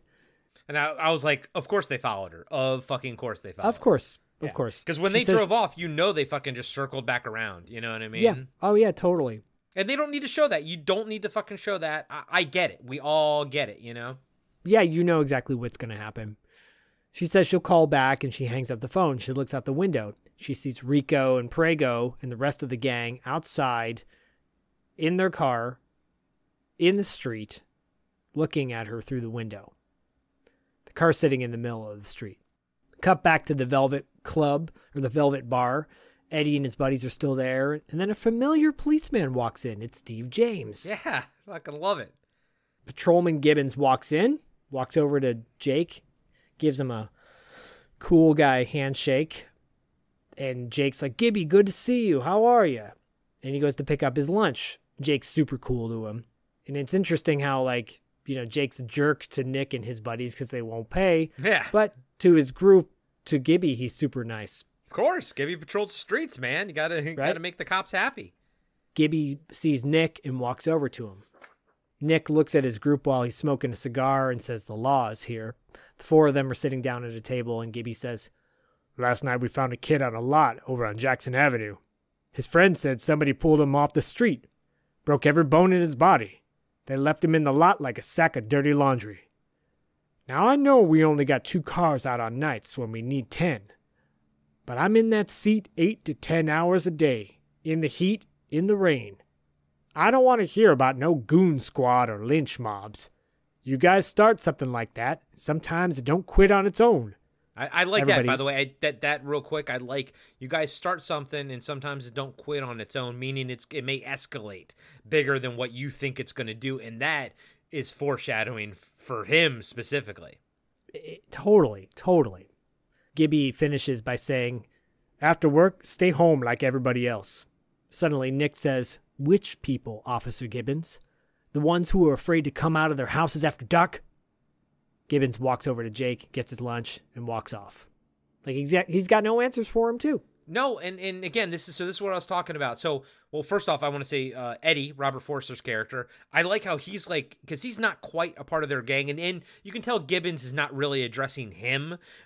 So he's kind of like, what the fuck is he talking about, you know? But this is the other perspective you get. So you get the police perspective on this, and you'll sort of get more of it later from the detectives and everything, and then you'll get Robert Forster's perspective. But we already have Nick, aka Fred Williamson's perspective, which is what we sort of started with, which is, I guess what we started with was the perspective that's kind of going to propel the movie, because the other two perspectives, you know, don't really propel you to do much. But we start with the one that's going to propel us, and then the movie kind of gives us alternate takes on it, but yet we're still going to stick with the vigilante path. I meat is the name of the movie. That is the path we're going to stick on. I just like the fact that the writer and the director gave us other options for at least for the viewer to consider. Yeah, no, I totally agree. It's nice to have all the perspectives. Yeah. You cut back to Vicky trying to get a hold of her husband, Eddie, calling her work. Where is he? He's clearly out at lunch, or maybe it's after work. Yeah. But you're like, dude, you should probably be home right now with your wife and kid. Yeah, and that's the thing, like, it's all a matter of circumstance, because any other night, it wouldn't have mattered. He could have been hanging with his, but because it's this night, and then this leads to something else, and then that leads to something else, and then that leads to the choice that his wife is going to make later. You know what I mean? Like, it's just one of those things where, yeah, he should have been home, but he didn't have to be. Like, that wasn't like his wife didn't tell him to come right home after work. Like, he wasn't breaking her wishes, but because he wasn't there, things are going to happen, and rightfully, she's going to blame him for that. Yeah, well, but ultimately, I don't say rightfully. I'm sorry. I don't want to say rightfully. I want to say from her perspective, it's sort of, justified of how she's going to, blame him for it. But that's her perspective. It's her perspective. Even though it's wrong, it's not his fault, but it's just a matter of circumstances. Exactly. You turn left when you should have turned right. All these choices we make in life, this is clearly not a good one. Yeah, and it kind of makes this movie feel very human. Like the consequences to things are very human consequences. Exactly. Eddie's not available. She hangs up the phone, looking very nervous. She picks up the phone again, calls the police. She tells the police that she just had an incident with a man at a gas station and he threatened her. They said, we can't do anything about threats. Yes, because she says, well, now I've just seen him in front of my house. And she says, can you please send a patrol car right away? And I like how he tells her to calm down, ma'am. Calm down. He's like, we can't do anything about a verbal assault, ma'am. She says, but I'm alone here with my baby. And he goes, calm down, lady. Calm down. Relax. We'll send over the next available patrol car, and just hangs up on her. And okay, and I do want to call back to, I do want to call back to Steve James's character and the fact that it could have been easy for this movie to make all the cops look like pieces of shit. Like this one on the phone with her, the movie's kind of making him look like a piece of shit, and that cops are not good at their job. But then it also shows, Steve James's character caring about his community. And I do believe that the two detectives are trying to do their best, but they understand the reality of the situation type of thing. So I do like the fact that the movie doesn't just try to paint the entire police force as not incompetent, but apathetic. That's what I want to say. I like that it doesn't make them all seem apathetic. Yeah. They're like doing their job, but maybe they could be doing it better. Be more done. Yeah. Yes. Suddenly she hears a dog barking. She runs. Vicky gets up and goes to the back of her house and goes over to a closet, grabs a baseball bat, and starts practice swinging it very weakly, very unintimidatingly. I know, but I like it. I like her. She's sort of testing the weight of it. I kind of dug that. Yeah, no, I mean, she's trying. You got to give her points for trying. It doesn't get her too far. Yeah, A for effort and a F for... F for Scotty. Yes. Oh, Jesus. She walks over to the front door to go upstairs. Rico breaks through the front door of her house with his whole gang. Well, Prego and Rico, I think, because we find out soon that Prego's really the leader of the gang. She screams and the whole gang enters the house. There's at least 7 of them and when they walk in. And they all kind of talk about, hey, this is going to be easy. There's a lot of people talking. You don't know who it is talking because it's like ADR. Yeah. They grab her and they pull her into the living room, throw her on the couch. And then Rico says, the name's Rico. Lady, you don't know who the fuck you're messing with. And another gang member's looking at a photo of Vicky with Eddie and throws it on, like smashes it, which is like a precursor to what's going to happen later on in the movie. And Rico's yelling at the lady, say, you gonna slap me in the face? Kick my people around? Prego speaks up and says, yo, mama, where you hide your money at? Yo, mama, where you got your bread at? Yeah, where you got your bread? And Rico says, I'm going to teach you some fucking respect. And one gang member smashes her TV with a baseball bat. Keeps doing it over and over again, by the way. And then Vicky by yells, the way, it's a very inclusive gang because they have a Caucasian woman, Asian male, an African-American guy, a Hispanic guy. I'm like, sometimes these gangs are more inclusive than other, institutions in the film. Yeah, diversity lives in the street gang. And then my favorite thing in movies like this is to go check out the gang members, on IMDb. And I love it when like gang member number 2 is like a classically trained Shakespearean actor, but they're, gang member number 2 type of thing. Hey, job's a job, right? Yeah, gig's a gig, baby. Gig's a gig. Vicky tells them that there's money in the kitchen, and suddenly another gang member eyes Vicky, cuts to Scott coming down the stairs, rubbing his eyes. And Vicky yells out to him. She tells him to go upstairs and hide. But Rico pushes her down. She gets back up, punches Rico in the face. Yeah, dude, she slapped him at the gas station and punches him here. I do like that she gets those hits on Rico. She does. She sure does. Scott runs upstairs as fast as he can.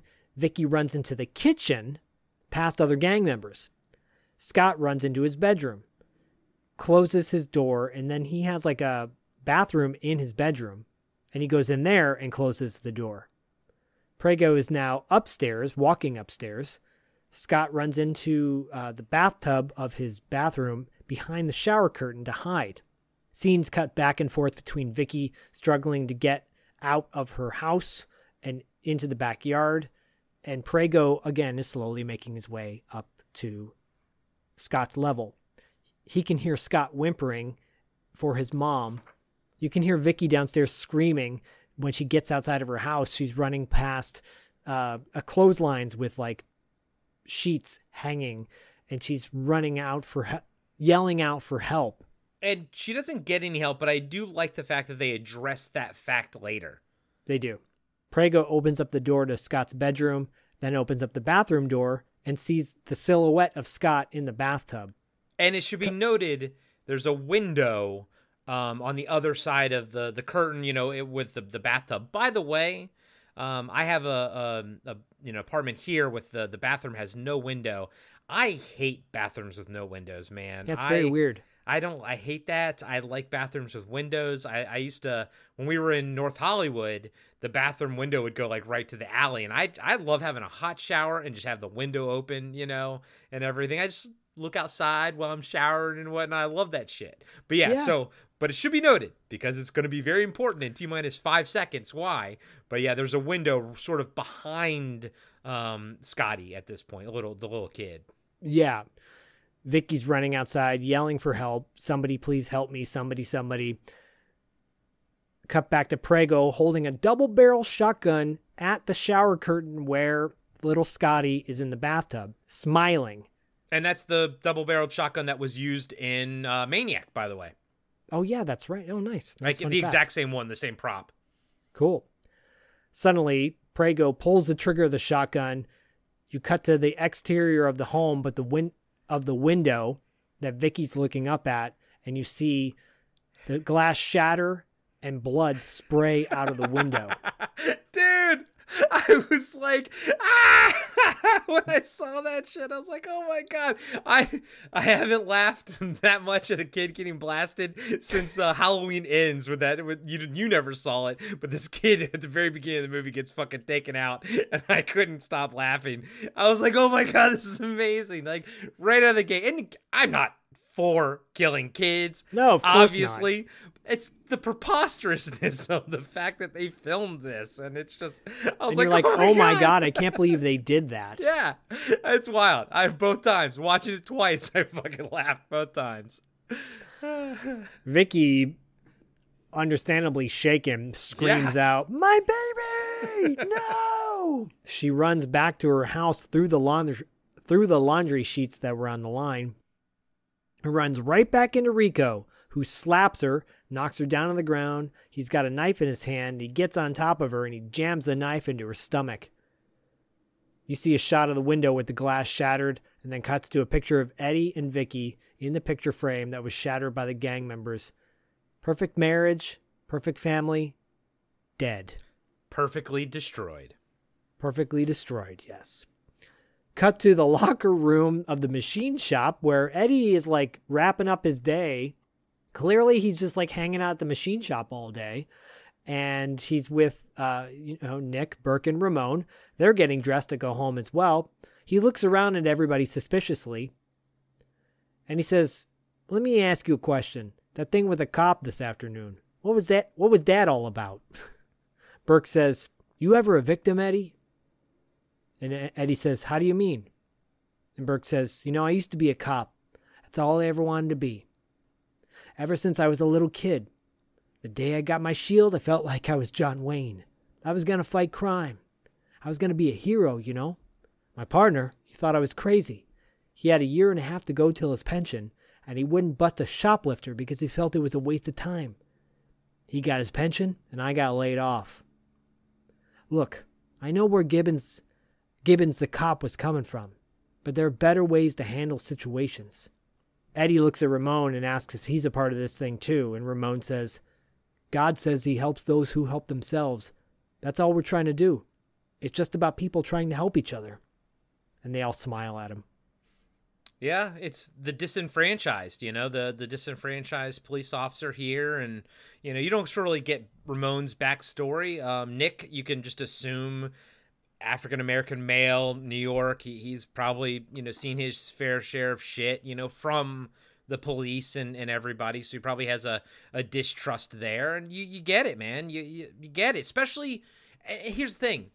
I do like the fact that piece of dialogue from Steve James earlier about how I know there's only 2 cop cars out here at night when we need 10, because it puts it in perspective for people who watch the movie later in life. It kind of sets the tone. Yeah, you could have assumed back then that everyone sort of got it, but I think it helps the movie sort of hold up because you can sort of put things in perspective as to what the time period was like, Yeah, totally.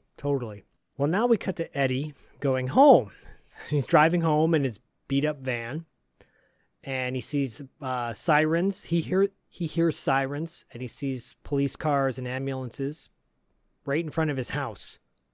Starts freaking out as he's getting closer, and he goes, "Oh, no, God, no." Pulls over, gets out, and they're pulling a body and a body bag out of his house. He runs right past the body bag. He doesn't even ask who's in it, which is his son, by the way. He runs into the house, right into Serpico, and he's yelling for Vicky. Low-rent Serpico grabs him, and he's like, "Listen to me, Mr. Marino. Don't torture yourself by being here. We know who's responsible for this. If you want to make this thing come out even, go see this district attorney," and gives him a card. It's like, dude, how about consoling him a little bit? Yeah, it's a little disjointed. That was a little interesting. I was like, okay, I mean, I get it. And it's also, I kind of took it as it's of the time, what I mean? Especially us coming off of Them, 1954, where it's like, just man up, it kind of like of the time. And I did like how he was like, there's nothing you can do here. Like, he kind of cuts him off right away. I don't take anything bad from this detective. Like, I do think he's but he's a veteran, you know, he knows what he has to work with. And even in the courthouse later, he's the one, he's like, I can tell Eddie's going to flip out. He kind of positions himself between Eddie and Rico, you know what I mean? And I think it's because he's a good detective. I like him. I think his hands are just tied, you know what I mean? Type of thing. I like him too. He kind of serves as a wedge to hold Eddie back from, you know, certain emotions. I take it also that Eddie's in shock when he gets there. That's why he doesn't really emote a whole lot. That's the way I take it. And then they don't give the low rent Serpico a whole lot to work with. He serves a purpose in his role, but he's not a big part of the movie. He really is you know, he doesn't factor into the vigilante aspect. Gibbons is more of a bigger factor on the police side. Yeah, no, I think he's just there because you're going to need to interact with police officers anyways, but at least they're giving us another perspective than what Gibbons Officer Gibbons has. So it's like okay, if we're going to need to have another police officer to sort of fill that role, let's at least put in another perspective. And this perspective is one of a veteran who's just like, what are you going to do? You're not going to change the world. You know, he's that guy who tells you you're not going to change the world. Just keep your head down and just try to survive, because he's past that. He's too old for that now, you know? He's like, I'm cleaning up the aftermath, basically. Pretty much, yeah. Cut to Astoria Hospital, where an overworked doctor with a cup of coffee walks out from... Not a cup of coffee, because I think that's whiskey, because he offers him a sip or like a hit of it, you know? A swig. He says a swig. And you don't say that about coffee. You don't share coffee, you know what I mean? No. He comes out of like a room at the hospital. And he approaches... I got to call out real quick. Those are the brightest neonist green walls I've ever seen in a hospital. Now, granted, apparently this was an abandoned hospital, so they only really had this little area for them to work with. But like, I'm like, when did they paint the walls green then? Like, was it like in the 60s or something like that? Oh my God. I have never seen a hospital with neon green walls. Not very comforting. Neon green slime. Yeah, baby. Dr. Fallon introduces himself to Eddie. Eddie asks, how's my wife? Doctor says, well, she's received severe lacerations of her lower abdomen. And then that's when he asks Eddie, he's like, you want a swig of his drink, his coffee, whiskey? Doctor says, several of her vital organs were punctured. Her neck and spinal cord were badly damaged. She's lucky to be alive. Eddie says he wants to see her, and the doctor says, look, there's nothing you can do. Why don't you go home for a while? We're taking really good care of her. And then he says, I didn't tell her about the boy. I'll try to keep that from her as long as I can. And the doctor walks off. Eddie looks distraught. Cut to Eddie slowly walking down the hospital hallway, and he walks past the ICU ward where Vicky is. He looks in the window, and you see her hooked up to machines, resting, sleeping, and looking terrible. I like that the doctor was like, we'll try to keep the kid being killed, you know, away from her as long as they can. Another thing, I low-key thought the doctor was great. He only has this scene and a scene later, and I think he crushes both scenes. I very much enjoyed him. And then lastly, I like the fact that she doesn't die.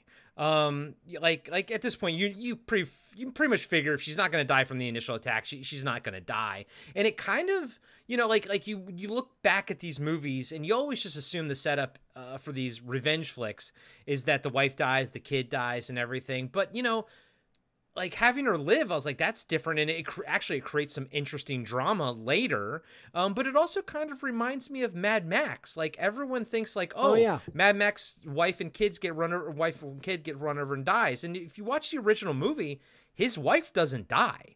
Like I think she like loses an arm or something like that. But he kind of just walks away and does his Mad Max thing. But she doesn't die either. And so that kind of like gave me like shades of that, you know? Yeah. Because the easier thing is to just kill them. That's the easier writing thing, to kill them and then have him go on his rampage.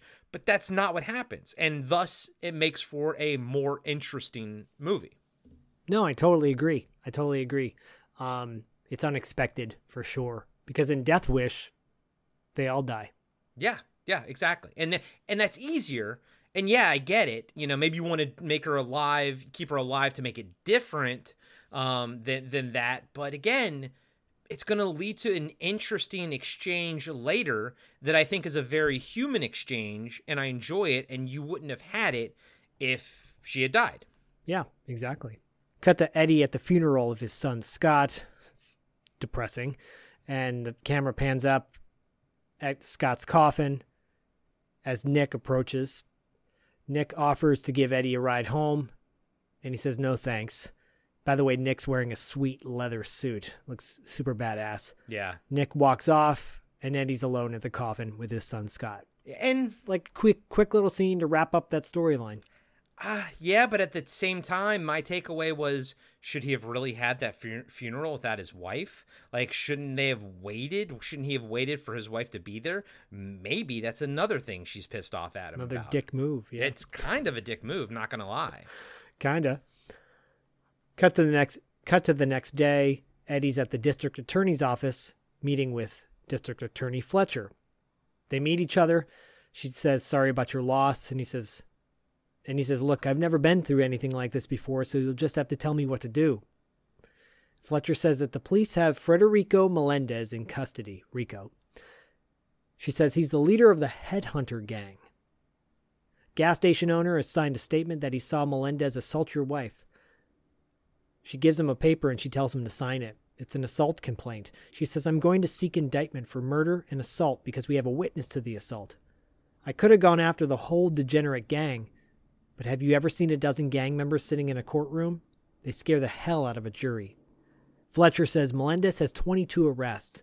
She says over the 500,000 felonies in the city, only 4,000 of the defendants have actually been tried and convicted and sent to prison. 85% of all serious crime gets disposed of through misdemeanors, dismissed or not even prosecuted because witnesses were afraid to testify. A mugger is usually back out on the street before the victim gets out of the hospital. And Eddie says, I want this guy to pay for what he did to my family. And Fletcher says, okay, then sign that paper. And he signs the paper. So I don't know if that's factual or not, the statistics she threw out, but it feels pretty accurate for back in the day. Yeah, I'm not sure either. What I am sure is she has a terrible fucking haircut, and I have no idea what's going on with those bangs, bro. They were fucking wild. That was my only takeaway, my only note from this scene. Child actors, man. Just child actors. Maybe she should have stuck with being child actor. No disrespect. No disrespect. Cut to an awesome exterior rooftop shot near the water at the docks. Yeah, something. And Nick exits a warehouse building over to Eddie, who's smoking a cigarette. Yeah, you don't know how he knows he's there, but okay, sure. And you know, I'm with you. I'd rather have them film at a cool location than have it be at a bar or something like that. I don't know where it is, but there's a sweet, like, dilapidated pier in the distance. Yeah, I noticed that. It's like falling into the water. Falling apart. Yeah, it's really cool looking, though. Nick walks over to Eddie. Nick pulls out a bottle of whiskey and takes a big swig off it. Eddie comments on how lovely the view is. And Nick says it's because you can't see all the trash from here. Can't see the 10-year-old kids pushing dope on the streets or giving their asses away in the parking lots. What a buzzkill. Eddie says, you know, when I was a kid, I could sleep with the windows open. I wonder what happened. Nick says, we let it get away from us, Eddie. And now that we want it back, we can't even pay for it. Nick says, we could take care of the situation by ourselves. Make it feel better.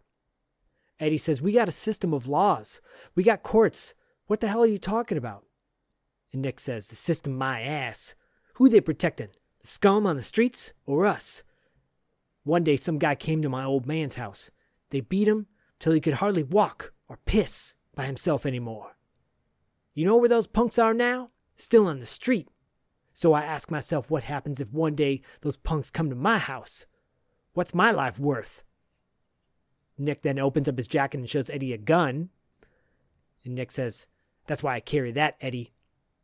Eddie goes, so that's the answer? And Nick says, that's my judge and my jury. And then Eddie says, well, then what happens?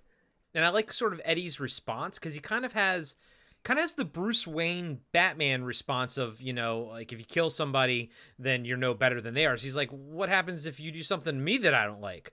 What happens, you know, and he kind of rolls out these like, what happens if, you know, you're walking down the street and somebody looks at you wrong? You're just going to have a bunch of pissed off people with guns ready to sort of take each other out. And I just keep thinking about all these fucking states where they're passing like, you know, open carry laws and all this and that. And it's just like, it's all of this, everything that they're saying rings very 2023, you know?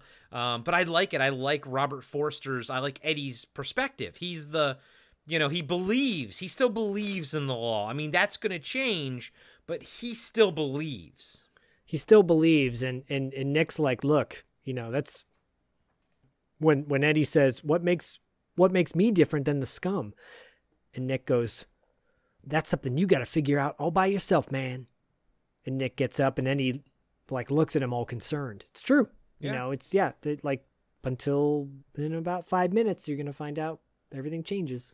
but now we've seen all three perspectives. We've seen the police officers, actually 4 perspectives. We've seen like 2 different police officer perspectives. And now we see, you know, Eddie's and we see Nick's, and they're all different. There's no right or wrong, although technically in the eyes of the law, there is a right and wrong, but it is different perspectives. And it's all because everyone feels like there's a bigger, something happening bigger than they can possibly handle themselves. And they see things that are going a certain way and you can't stop it. You know what I mean? So I don't personally believe in vigilantism. Like, and I also don't necessarily I'm not like, oh, the court of law is the right way to go. Like, I don't know, you know what I mean? But I also don't really believe in you should just go out and kill somebody, because you better fucking have it right.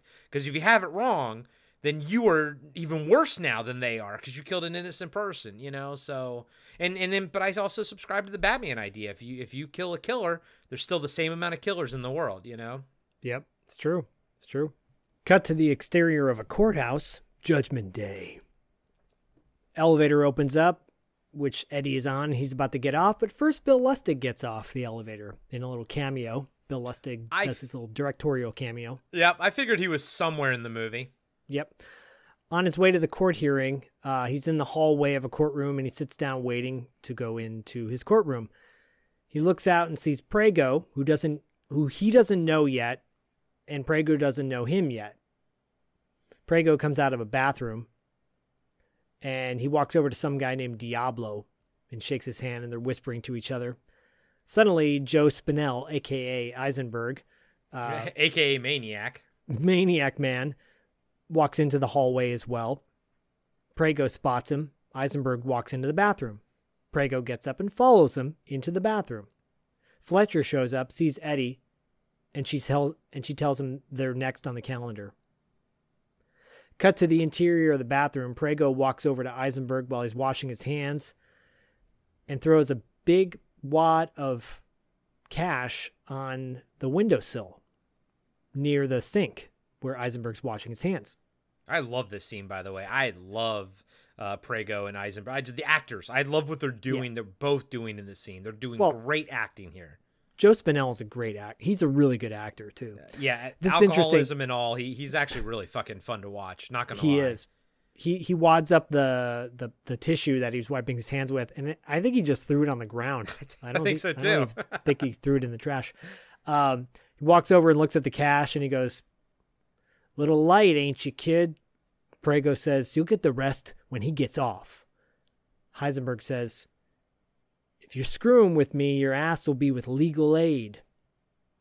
And that, well, I can't say the word, but the derogatory word for a Hispanic person will be, he goes, "You'll meet him in jail." Prego laughs. Eisenberg looks at himself in the mirror and cleans his mustache. Prego throws another wad of cash on the windowsill. Eisenberg walks over, grabs both wads of cash, and he says, "And now you can count, bad man." They look at each other. Man. I love all of this. So great. They look at each other. Eisenberg says, "See you in court, Holmes." And then you cut to the courtroom scene. Yeah. And by the way, just a blanket statement for both the hallway, the bathroom, and the courtroom itself. I love how realistic this court looks. It's small, it's unassuming, it's not like you see in Law and Order and everything, and just your typical courthouses that all show up in TVs and movies that I've never actually seen. I've only ever seen courthouses sort of like this. And I like that, man. I like how realistic this courtroom is.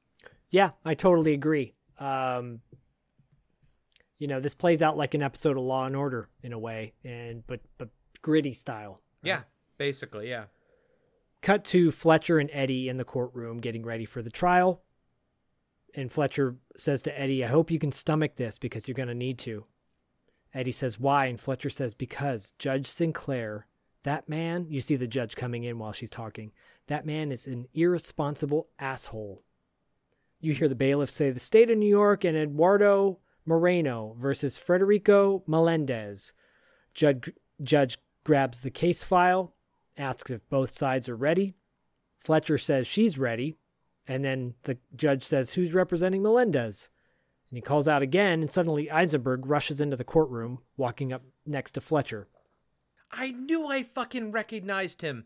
The fucking court officer is the fucking chief detective in Teenage Mutant Ninja Turtles, like the chief. I knew I fucking recognized him, and he has no IMDb picture. He had passed away in 2003. His name is Raymond Serra, Serra, not like, Michael Cera. But he was also in, like, Marathon Man and whatnot. But I was like, he fucking looks so fucking familiar to me, and I can't figure it out. And I was just kind of casually looking while you're talking. I'm still listening. And yes, he plays the police chief in Teenage Mutant Ninja Turtles 1990.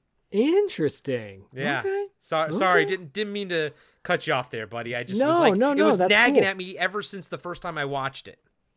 New York movie, New York actor. So that's right. Right. So finally, the judge Eisenberg rushes in. You see Rico. He rushes up to Rico, who's wearing Rico gets brought in by the two detectives that one of them being the low rent Serpico from earlier in the movie. They sit Rico down next to Eisenberg. He's wearing a nice suit. He looks totally innocent now. Like when you see him early in the movie, he looks like a badass gangster. Now he just looks like a businessman. Basically. Yeah. And I don't think they sit him next to Eisenberg because Eisenberg's not in yet. Because he kind of runs in late. Which is funny because that was actually the real deal on the day they were supposed to film this scene. They filmed the scene later because Joe Spinell was on a bender the night before, and they literally had to go and find him. Wow, like Jesus. On the streets.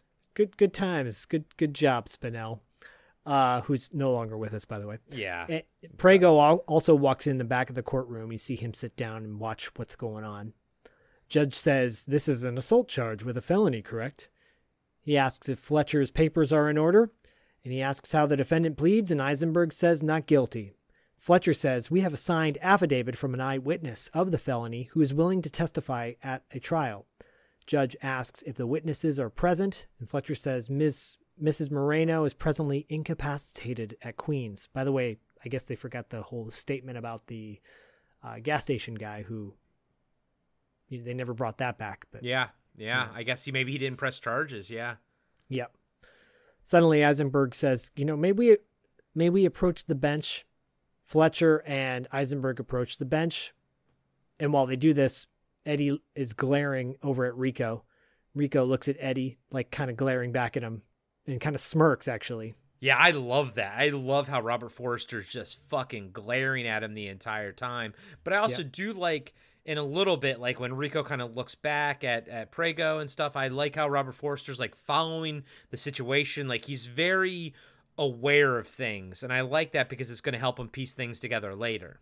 Exactly. Eisenberg says to the judge, my client is willing to plead guilty to the assault if the felony charge is dropped. Fletcher says, we're talking about homicide. The state wishes maximum penalty. The judge smugly says, I expect the state to wish as much. Fletcher says, the state is willing to drop the felony charge. The judge smiles and says, that's fine. In lieu of the defendant's previous record of no prior convictions, and Fletcher interrupts and says, he has 22 arrests. I've tried the defendant myself. And the judge says, this is an arraignment, counselor. Fletcher says, "This is a felony assault request, Your Honor." Cut back to Rico looking all happy and confident, and Eddie looking very concerned. Cut back to Fletcher talking to the judge saying, The state wishes to seek an indictment under the defendant's 22 arrests, not his previous no convictions. Rico looks back at Prego and smiles, and Eddie sees him do that too. The judge says, "A defendant's past history has no bearing on present allegations." Is that true? I would not be surprised if it was true at some point. I don't know. I feel like you should be judged by your past. Right? You should be. Heisenberg says to Fletcher, he's like, "Why don't you relax? This case doesn't have to come to trial." Fletcher says he has a rap sheet a mile long. "The state and my client demand the right to prosecute." The judge slams his gavel down. He goes, "There will be no demanding in my courtroom. I would advise you to take your snide behavior and obvious frustrations elsewhere. Now, does the state have a proposal?" Fletcher says, "Yes, 15 years. Eisenberg says, "Are you kidding? We're plea bargaining here." The judge says, "I quite agree." Oh my God, so annoying. I know. He goes, it's almost like you hope something bad's going to happen to the judge later. "Yeah." The judge says, "Can you take 5?" Heisenberg says, "No, Your Honor. This will be the defendant's first conviction. Now we propose 2 years suspended sentence if possible." Fletcher says, "No way." The judge says, 2 years it is. Yeah.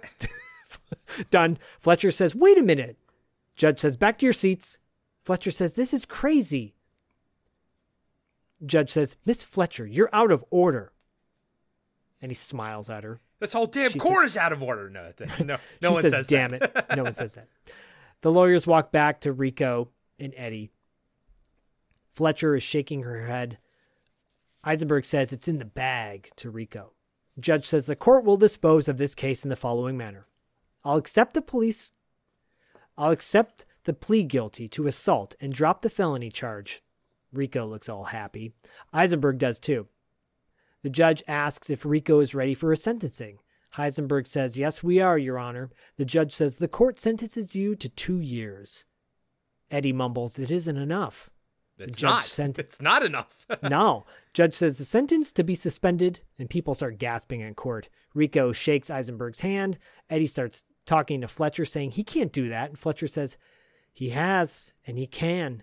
Rico looks at the judge and says, "Thank you, Your Honor." And I do like you see the detective, the poor man Serpico, kind of coming down and positioning himself, because I think he knows like what Eddie's gonna sort of do, you know? Yeah. Judge has already moved on. The bailiff asks the bailiff for the next case. Eddie shouts, "Wait a minute! You're letting him get away with it?" The judge is yelling, "Order, order!" And he's smacking his gavel down. He's yelling at him, saying, "You can't get away with this!" Serpico cop walks up between Rico and Eddie and tries to hold Eddie back. And the judge is yelling at Eddie, saying, "You're in contempt!" And Eddie yells, "This guy killed my kid!" He tries to go after Rico, but Serpico cop holds him back while the judge continues to bang his gavel. "Did you hear me? I said order!" And I like how Eddie fucking now goes for the judge. He's like, yeah, Eddie goes after the judge, charges the desk. Yeah. The judge is continuing to hit his gavel. Judge yells, "You're out! You're in contempt! 30 days! Get him out of here!" And you immediately cut to a bus taking Eddie to prison at Rikers Island for 30 days for contempt of court. Motherfucker. I was not expecting fucking Eddie to have to go to fucking jail. Rikers Island, bruh. Yeah. Not even like a little local jail. Like prison. Prison. Yeah, let's hope that's where the Cheeto Mussolini has to go too once he gets convicted. God, I hope so.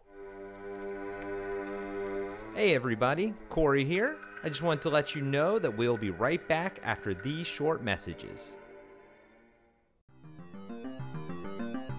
Hello everybody, I'm Adam. I'm John. And every week we are giving you a blast from our past. We are the podcast that brings you full-on movie breakdowns, TV show reviews, album reviews, top 10s, and more, all from the things of our nostalgic past. So please join us every single week on the Blast from Our Past podcast. You can find us on Spotify, Stitcher, Apple Podcasts. However you listen to podcasts, you can find us, and we would love to have you take a trip with us to the land of nostalgia.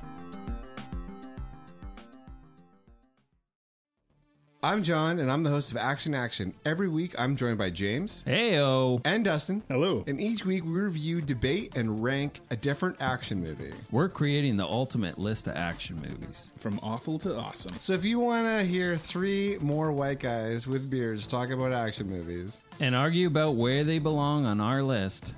And decide you hate us because we made fun of your favorite movie. Join us every Tuesday, and you can find us on your favorite podcatcher. And Steven Seagal is a joke. And now, back to the show. Cut to Eddie inside the prison now, being walked down to his cell by a prison guard who calls him sweetheart. Prison's filled with the worst of the worst. He's getting catcalled. He's hearing people say they'll make him feel at home, whistling at him. He gets sent to his cell, but before he does, he looks into one cell, and laying down is Rake, a.k.a. Woody Strode. Yeah. They make eye contact with each other. Eddie goes in his prison cell. Guard slaps him on the back when he walks in, says, "Have a nice day." Cut to 2 kids walking down the street. Normal day. Yeah. They're talking to each other about asking each other if they have enough money. Suddenly they approach a drug dealer, Blue Boy, played by Frank Pesh. Yeah, as you mentioned before, you're just going to call him drug dealer because, they never mention his name Blue Boy at all. And real quick, kind of just to tie in things with Eddie, we're going to go back to prison. We're going to see some things. Yeah, this will go back and forth between this scene that I just started to describe and the prison scene at Rikers Island. Right, but I think it's cool, the fact that we have 2 protagonists in Nick and Eddie, because I don't know, I don't need to go and have like a third of the movie all take place in prison. Like, I like the amount of time that we get there, but having Nick also being a dual protagonist, it gives us a chance to sort of mix it up a little bit, and the movie just doesn't become a prison movie, which it would have been probably fine, whatever, but I like it the way it is, Well, that movie is prison, which we reviewed by Rennie Harlan. Well, yeah, but Lockup with Sylvester Stallone, or An Innocent Man with Tom Selleck, which An Innocent Man is fantastic. If you've never seen that, F. Murray Abraham's in that too. That's a great fucking movie. But kind of the same thing of like, oh, David Rash is in it too, Sledgehammer. Oh, nice. He plays a fucking asshole in that too. But I highly recommend, if you want to see a prison movie about a guy who shouldn't be there and what he's got to deal with while he's there. Yeah. And there's plenty of movies for that. But this is not that movie, although we do get some couple prison scenes, No, this is its own animal, right? Yeah. So now we're outside in some neighborhood where these 2 kids approach Frank definitely Pesh, looks like drug Brooklyn, dealer. right? It does, yeah. And drug dealer says, "I got some good shit," and suddenly a cop car approaches and he tells the kids to fuck off. I love They that. walk in one direction, he walks in the other. Suddenly, the drug dealer, as he's walking down the street, runs right into Nick. He tries to get out of Nick's way, but Nick won't move.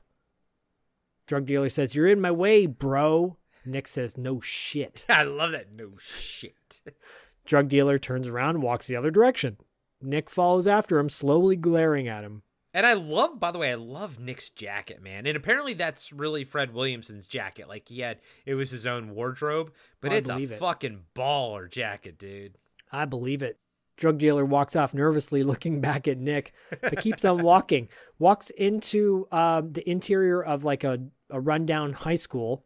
Walks past a guy in a wheelchair. Puts his hand on the guy in the wheelchair's face and pushes him onto the ground.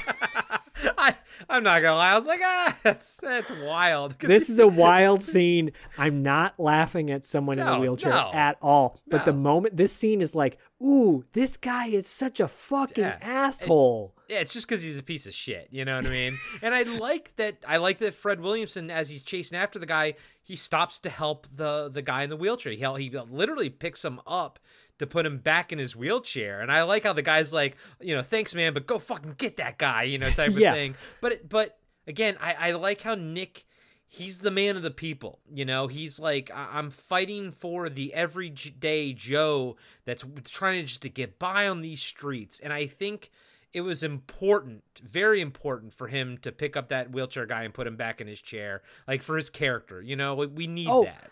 Yeah, it's a really great moment. It's a really great moment. And you see, the drug dealer run off, and he has to like hop a fence to get into the interior of this high school. And once Nick, and he kind of turns back to see where Nick is. And after Nick helps the guy back in his chair, he runs after the drug dealer and leaps up onto the fence, like in this G.I. Joe action way, and hops the fence easily versus the drug dealer who's like struggling to get over it. Yeah, but when he lands, it's the one thing in the entire movie. I love it. It's Karate Man. He lands, ha-cha, and he's got like his karate hands out, and he's surveying the scene and everything. I love it. It's great. I could have, literally the only critique of this movie I have is I could have the director tone down Fred Williamson. If only this one shot. That's it. Just this one shot. But it's a cool location because it's like an abandoned, like Olympic-sized pool, and everything. And it's a really neat location. And I did read online that like this whole setup, like there's 40 setups in this location, like a lot of camera work and stuff here. And I see why, because I think they get this location. They're like, man, we got to make the most of it because it looks fantastic. Yeah, it's great. Like the drug dealer runs past the pool to the other side of this community college, high school, whatever it is. But it's abandoned, so it's all graffitied and everything. Runs upstairs to the second level of this high school. I'll just say it's a high school. Yeah. And then he runs right smack dab into a fence that is blocking the pathway on this second level.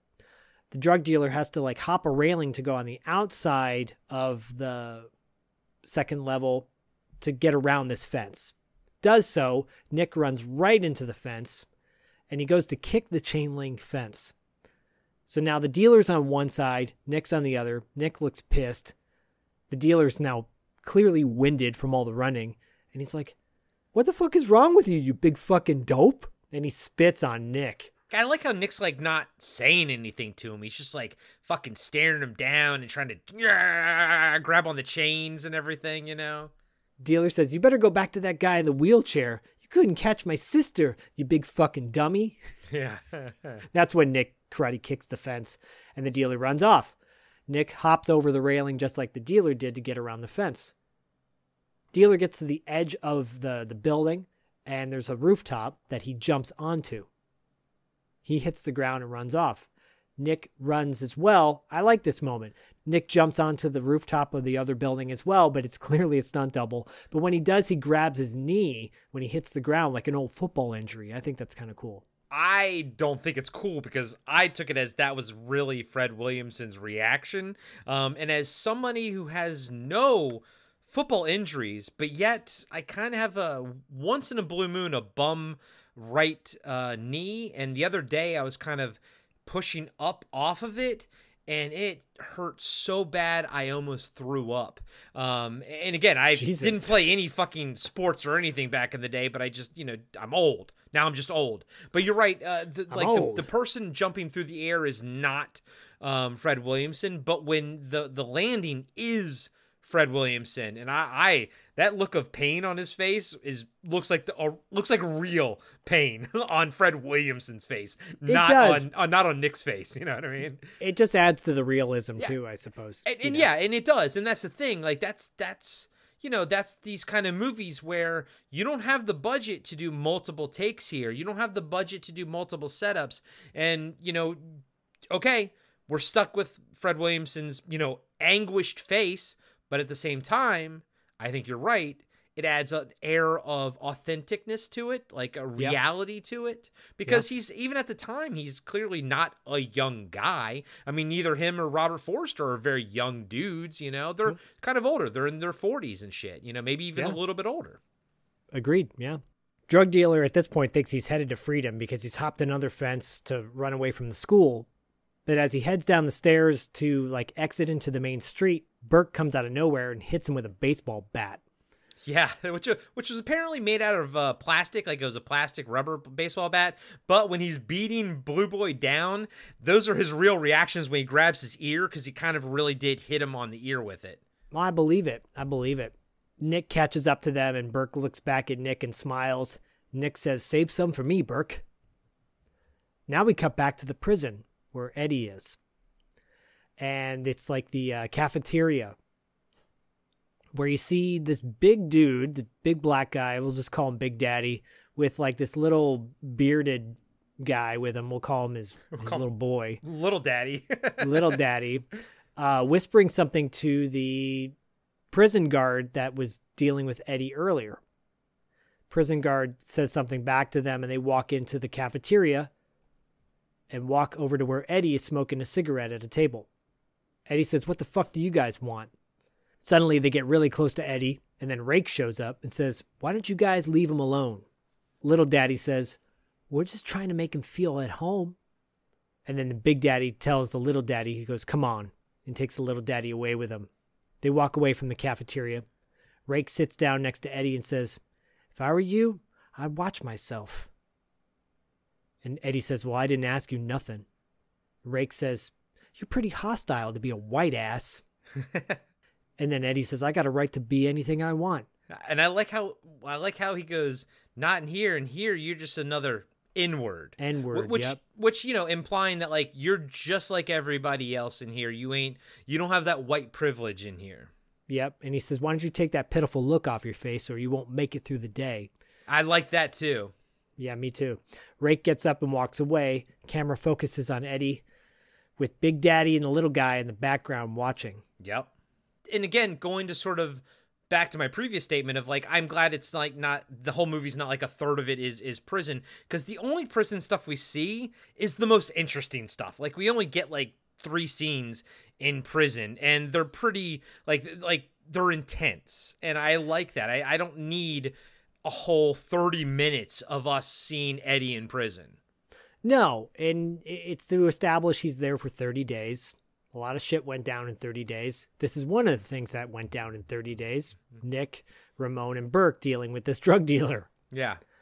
They pull the drug dealer into this dilapidated bathroom at the high school, and they start beating him down. They're beating the shit out of him. And Nick says, "I'm tired of watching you deal dope in our neighborhood. Maybe the man can't do nothing about it, but we sure as hell can." He asks the dealer who supplies him, and the dealer says, "I ain't telling you shit." And Nick says, "All right. You don't want to talk to me?" He looks at Burke and Ramon, and they hold up the dealer, and they start beating his legs with a baseball bat. Put two my legs. Nick just chews a piece of gum and just chills. Nick walks over, pulls Ramon and Burke off of the drug dealer and tells him to cool it. He asks if he's ready to talk now, and he tells him to go fuck himself. I mean, of course, that's what you're going to say. Yep. He goes, "All right, punk, you're going to play Superman." And he opens up a window and starts holding the drug dealer out the window by his legs. And apparently there was no wires holding the actor there. There was no net down there. It was literally all Fred Williamson holding on, quote unquote, very tight.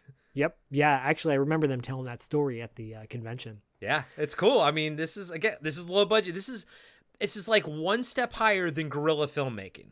Totally, yeah. Finally, the drug dealer gives up the name. He's like, "It's Horace. Horace the pimp. He drives a silver caddy. He hangs out at the plaza."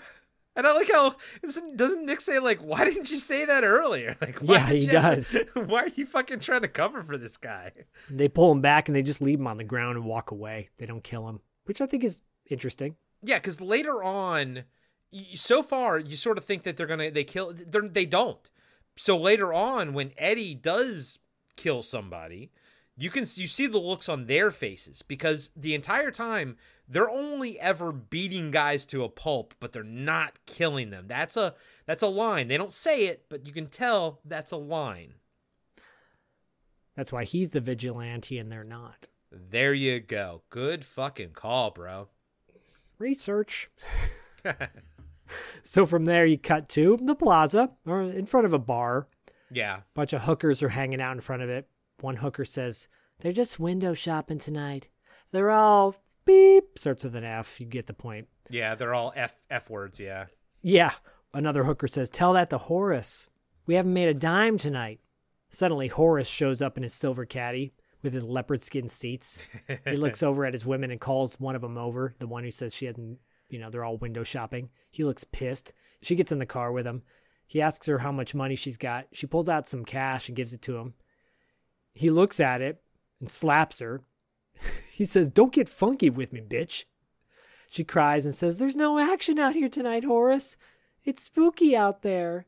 Something's wrong." He says, I like that, by the way. Sorry to cut you off. I like how she says it's spooky out there. Something's wrong. I think that's the Vigilantes. I think that's Fred Williamson's crew's kind of cleaning up the town, and people are kind of on edge about it. There's something happening. You can't put your finger on it. But I dig that, Yeah, me too. This scene is actually kind of funny because he tells her to get out, make some goddamn money for him. He says, "Damn recession." Yeah, he shakes his head and goes, "Damn recession. How the fuck do they expect a working man to make a goddamn living?" And he snorts some cocaine and drives off. I love it. It's great. Horace drives down the road, not seeing that he's being followed by the A-team van. The B-team, I guess. Yeah. The van gets right up behind him. Burke's driving the van, drives right back and smashes right into Horace's caddy, which actually seems to fuck up the van more than it does the caddy.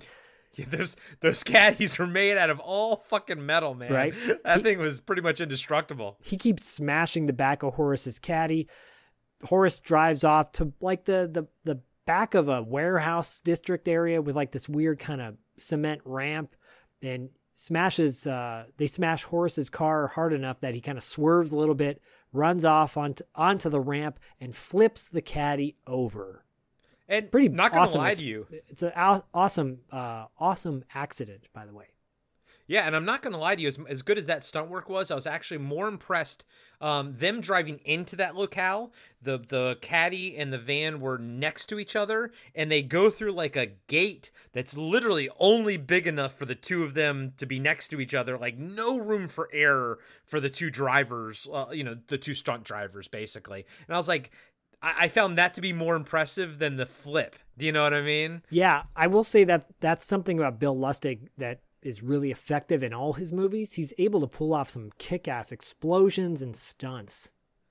I mean, dude, the last 15 minutes of the movie is an awesome chase through New York on a low budget. I mean, it's no French Connection, but it's also awesome on a lower budget than French Connection ever had. Yeah. It's Femme French Connection.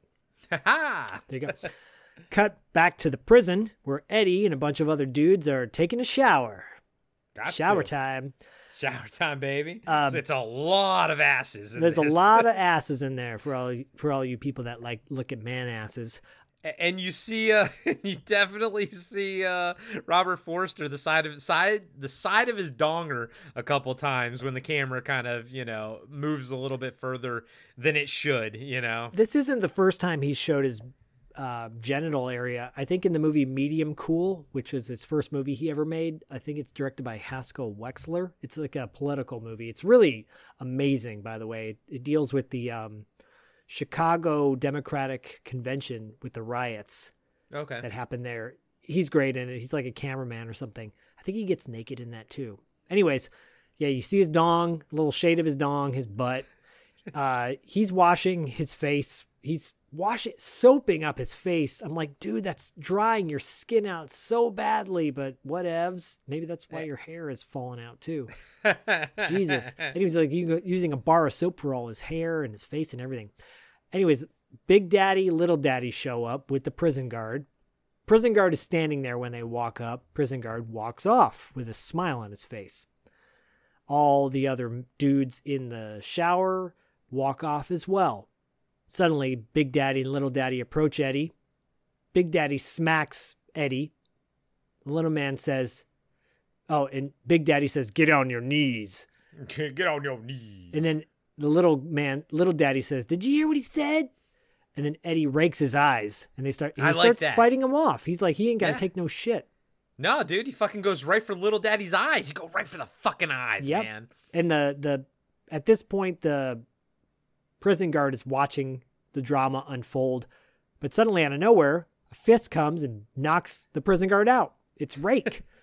Music gets dramatic as Eddie's getting his ass kicked, And Rake comes in and beats the shit out of Big Daddy and Little Daddy. Just knocks the shit out of him. So he hits Big Daddy in the kidneys instantly. He fucking gives him the body blows, man. I fucking love it. It's like, So yeah, great. yeah. Beats them down, disposes of both of them. And I like how he doesn't say anything to No. Robert Forster. He just fucking walks away. He just walks away while Eddie recovers. Dude, I hope unfortunately, if I ever go to jail, I hope somebody watches out for me like fucking Rake does, dude. Isolate that quote. If I ever go to jail, hopefully never. I hope so. I hope never. Cut to Burke, Ramon, and Nick getting out of their van with Horace the pimp. Ramon is shoving Horace against the beam, and Burke has that plastic baseball bat up against his neck. They're holding it up and putting pressure on his neck. And he's like, "Hey, man, I'm bleeding. What the hell's going on here? Why'd you do my car like that, man?" Nick asks, "Who you dealing for, Horace?" Horace says, "You're crazy. I'm dealing for myself now." Wait, so does Nick say, you're not smart enough to deal for yourself? Yeah, he goes, "You're not smart enough to deal for yourself, Horace." And he goes, "Fuck off." And Horace goes, "Your mama ain't smart enough to deal for herself." I'm like, yeah! Yeah, he says, throws your mama right back at him. He goes, "Who put you up to this, Slide Jones?" He goes, "Are you working for him?" He reaches into his pocket and pulls out a roll of cash. He goes, "I got a roll for you, Jack." Nick just throws it on the ground. Nick asks for his supplier. And that's when he's like, "Yeah, your mama's not smart enough to deal." Nick gets right into Horace's face and says, "Punk, we'll break you into so many pieces, they won't be able to put you back together. Give us a name." Horace says, I can't do shit like that, man." Nick signals to Burke to put more pressure on his neck. Finally, Horace is crying and says, please don't make me do this. You guys are going to get me killed." Burke pushes the bat more on him, and then finally Horace says, "Okay, fine. I'm dealing for my main man, Mr. T." And I'm like, Mr. T? I pity the fool? What? No wonder, I know, dude. Same thing. No wonder the A-Team could afford that sweet van.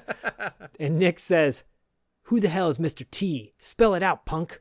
Horace finally says, Thomas Stokes, man."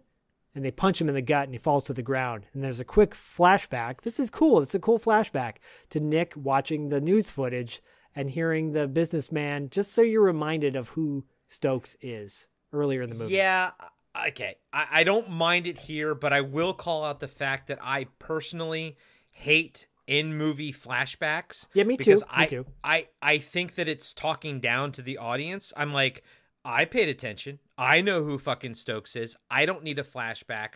But at the same time, I understand when this movie was made, the VHS market was just barely starting. So like, I think even at the time this was made, they're not thinking that people are going to rewatch this multiple times. You're trying to have your audience understand. I get it. But as a general rule of thumb, me, Corey, I hate in-movie flashbacks. I think it's cheap, and I think it talks down to the viewers. Sure.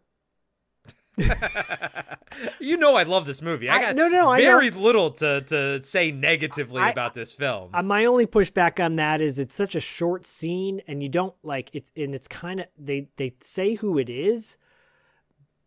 That maybe like it's a nice reminder, a slight reminder of like, look who this dude is, just in case you forgot. I think it is kind of important. I can see they didn't have to do it, and it's such a short moment. It's not like they wasted a bunch of time like trying to eat up time. This movie doesn't ever feel like they're trying to kill for time by padding the movie, unlike other movies that do that, you know. No, and if I do say the fact that I hate, you know, in movie flashbacks, this one wasn't that bad, to be honest with you. Like, I didn't feel offended by it. It's like 10 seconds, right? Yeah. Suddenly, yeah, so now you know who they got to get, right? Yeah. Nick looks at Ramon and Burke and says, regarding Horace, he's just a spoke. A spoke. I said spoke. And he goes, it's the wheel I want. You get it? Yeah. The wheel. Yep. Okay. They leave Horace on the ground, they get in the van, and they drive off. As they drive away, Horace beaten and bloody on the ground. He's passed out. He's got cash and drugs on the ground near him. It's actually a pretty cool shot. And note, they didn't take the money. They didn't fucking take the money because you have to establish that they're the good guys. They're the good guys, yeah. Although it's funny because even in the Punisher, like the comic books and shit back in the day, he would take the like the mob people's money, but he would use it to like buy more guns in order to kill. You know what I mean? But that had more time to explain. Here, we needed to see that. We needed to see that money on the ground to again establish these are the good guys, or at least they're trying to do good. You know, trying to do good. Yeah, this is interesting because this kind of goes a little contradictory to what we were talking about earlier, now that with the scene that's about to happen, because we were talking about how they haven't killed anybody yet. Good call. You're right. I kind of forgot about this scene too. Yeah. So did I. So I guess they're both vigilantes. So anyways, yeah. Vigilante is it's plural in its own way. So cut to Stokes at his business on the phone with somebody, hangs up, and he's leaving for the night. Walks out of his office to his car that's parked outside of a garage door with his driver smoking a cigarette. They're right by the pier. They're right by the water. Tells the driver, let's go. Suddenly you hear a gun cock and a shotgun blast the driver into the water as Stokes watches. Dude, this is another one where I fucking like stood up and went, yeah! Yeah. And by the way, that motherfucker was dead before he fucking hit the water. That was a great fucking blast. Apparently, that guy was a baseball fury, one of the baseball furies. So he's probably a stuntman is who I think he is. Oh, that's cool. And on top of that, Steve James was a baseball fury in the Warriors as well. So his first role he ever had. Yep. Double Warriors reference there. Double Warriors. But yeah, I love this guy getting fucking so great. blasted, bro. And Stokes is like, hey, what is this? What is this? And you see out of the shadows, Nick come out with his shotgun. And he's like, hey, brother. Whoa, brother. Whoa. Yeah. What do you want? What do you want, brother? He's like, you want this? Trying to relate to him. Yeah. He's like, you want this? And he puts his briefcase down. He's like, here, take it. Suddenly, Stokes says, don't you know who I am? And Nick says, yeah, I know who you are. And he cocks his shotgun and he blasts the shotgun through Stokes' belly and he's dead. It's fucking great, dude. Great squib, front and back. You know what? I always give props to the special effects person if they put an exit wound squib in there as well. Yeah, I agree. Cut back to prison where Eddie is now leaving. He's made it through his 30 days.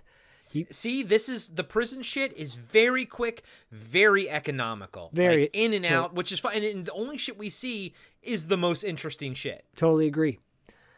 Walks past Rake. Rake's in his cell, and Rake says, don't come back here, Eddie. Whatever you have to do on the outside, don't get caught, because you don't want your ass back in here. Guards yell to Eddie to move it. He nods at Rake, and he walks off. Eddie could have said thank you. He could have. He should have. But I love this scene because the music that kicks in is like a cool Western guitar kind of moment. It's really badass.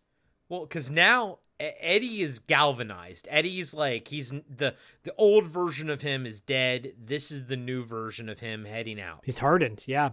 Yeah. This is funny because after he walks out of the prison, he's now walking through like a basketball court where dudes are playing pickleball and he's interrupting the guys. One guy's like, hey, man. It's because he's so hardened. He's just walking straight at Nick, you know? Yeah. And it's like, nah, bro. Like, he literally walks through like 3 pickleball things. And I'm like, bro, you could have walked around him, It's bro. really funny. That's a laugh out loud moment too. Cause everybody, he walks through 3 games and all of the guys are like, what the fuck, man? We're in the middle of a game. But fucking Robert Forster, man, he fucking does it. I love it, you know? Yep. He sells it. And you know what? Eddie, he's been in jail, man. He's fucking hardened. He's fucking had to fight off 2 dudes butt naked. Like, he was butt naked in the shower fighting 2 dudes.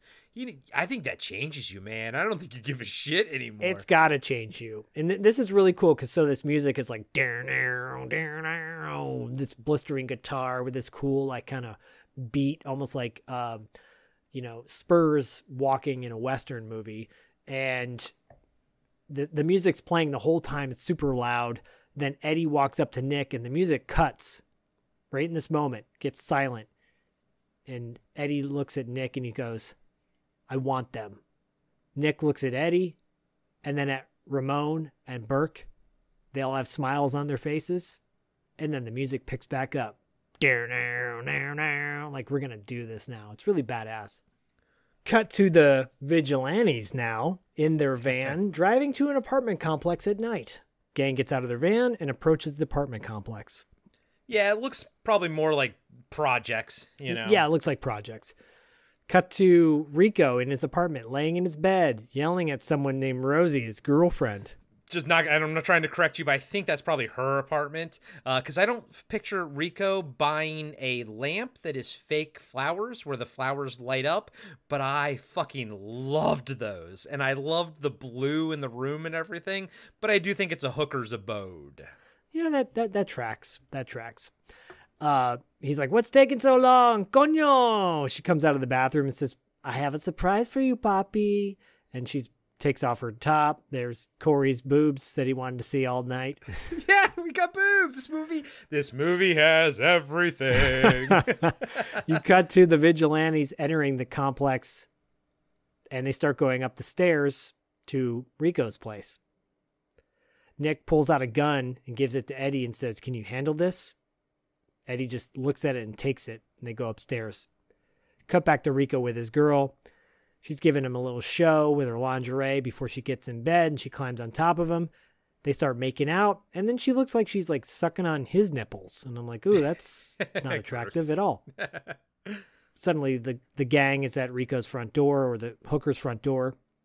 They have their guns drawn. Burke knocks on the door. Rico asks, who is that? Ramon starts saying something in Spanish. Something about, he keeps saying the word negra over and over again. And Rico's like, I'll give you some negra right in the lip, motherfucker. And he gets up to go to the door. He opens up the door. Nick kicks the door in, throwing Rico back onto the bed. And Rico's like, hey, man, come on, take it easy. Take it easy. Ramon whispers something to the girl in Spanish, pushes her into the bathroom, closes the door. Rico starts saying, hey, man, what are you guys doing, man? What the hell is this? Eddie then cocks his gun and says, you killed my son. And he shoots Rico in the arm. Rico cries out, saying, no, man, Prego did it. It wasn't me. You got the wrong guy, I swear. Rico's girlfriend, who's in the bathroom now, turns the lights on, looks around for something. You don't know what it is yet. Cuts back to Rico, and he's like, you got the wrong guy. No, wait. And then Eddie blasts him in the chest, killing him. I fucking love that. I love that Eddie just walks in, says, like, there's, like, no pomp and circumstance. There's no, like, buildup. There's no, like, tell me what you did. He goes, you killed my son, and shoots him. Just shoots him. And then as the guy's pleading, Eddie doesn't fucking say a word. Doesn't flinch. And just fucking plugs him right in, like, the sternum. Like, you know, instantly killing him pretty much. But I love that. I fucking love that Eddie didn't have shit to say to him. Doesn't fucking matter. You're fucking dead. That's it. 30 days in Rikers will do that to you. Yeah, well. And then, of course, Eddie throws the gun down on the bed. Eddie throws the gun down on the bed. Nick looks at the other guys, kind of concerned. They all look concerned. Cut to the girl in the bathroom, grabs a gun from the toilet, pulls it out, opens up the door, starts shooting at everybody, shoots Ramon in the shoulder. Then suddenly, Nick takes his gun, shoots the hooker, blasts her with one bullet, pulling her back through. She flies through the shower curtain into the tub. It's an amazing scene. Amazing GIF, by the way. I'm sure it's got to be a GIF somewhere. I'm sure I'll find it when we promote GIF the or movie. whatever the fuck you call it. But dude, this was the second time I was like, holy fucking shit. And dude, apparently they had to slow it down in post because that the cord pulling her back was too fast. She actually got hurt doing that, although they said she was quote-unquote a trooper about it and kind of, you know, didn't really make a big stink about it, but it was not supposed to pull her back that fast and that violently. But, you know, the special effects guy's mistake is our benefit because it's amazing. I actually took a video of that and I sent that video to Bert. I sent that video to all these, like, everyone. I fucking, this is the best scene in the fucking movie, man. This fucking reminds me of Trainspotting. That lassie got blasted. Yeah, it's amazing. It's amazing. I would have liked to seen that happen to Rico instead, but whatever, you know. Sure. And then we kind of never really, like, they all go back to the van and everything, but you never get any fallout of Ramon having to go to the hospital for, like, you know, getting shot in the shoulder. How did you get shot? Like, it kind of, the movie doesn't care about that kind of stuff, and that's fine. I don't mind it, because that's a different movie. You know what I mean? This will actually be the last time you see Ramon and Burke. Yeah, exactly. They kind of fade away after this. Yeah, they get in the van and take off, and when they do, across the street, someone from the gang, from Prego's gang, is watching them. It's some white guy with a beard and a bouffant hair, and I looked at him and go, is that me from 1982? Well, if you me is who I think it is, so I saw that you me guy, and I go, that guy looks really familiar. Is that the villain from Street Trash? And I looked it up. The villain from Street Trash, his name is Vic Nato. If you look up his filmography, he was in Vigilante as Killer Joe. It's the same guy. If you guys don't know what the movie Street Trash is, it is probably a movie we'll get to down the road. It's insane. It's, in my opinion, the wildest cult, crazy psycho movie that there ever has been or ever will be. It is just bonkers wild. But that's the same dude, Vic Nato. That's hilarious. That's fucking he played amazing, Bronson in dude. Street Trash. And then I'm like, well, what else has he been in? Oh, he was in Tougher Than Leather, the Run DMC movie. He was in Casualties of War, a voice credit. He's in Innocent Blood, which is a great vampire movie. I know that cover. He's in a movie called New York Cop, which is a really badass movie. Trapped in Paradise. He's in the TV show Homicide for 2 episodes, which was a great TV show. He's been in a bunch of things. He was in the Daredevil series as well, playing a character called Dog of Hell. Oh, shit. So the dude is still working. He is working up until this day, up until 2021. So anyways, Vic Nato, I had to point that out because I'm like, that's pretty fucking badass. Yeah, because he doesn't have much. He has this scene, and then he has like a little one with Prego later, but it's nothing major. Like, it's not a lot of screen time, but I was like, that guy kind of looks familiar from the side. It's pretty cool. Pretty cool. Yeah. Cut back to Rico's apartment. So one of Crago's men's watching this all go down. Cut back to Rico's apartment, and now it's a crime scene. Police officers are there taking pictures. Low rent Serpico shows up and says, I want all these reports directly to me. Suddenly Gibbons shows up with his partner, and he asks Serpico, how do we release this? Serpico cop says, just exactly what I told you. Just another junkie hit. Gibbons says, you know that it's not. Serpico cop says, take a walk with me. Takes him outside of the crime scene. His partner walks off. Gibbons says, you know what happened in there. Serpico cop says, I know damn well what happened in there, and we're going to keep it quiet. You want to go to the newspapers? Fine. They'll make heroes out of these guys. Then you can have one of these every week. Is that what you want?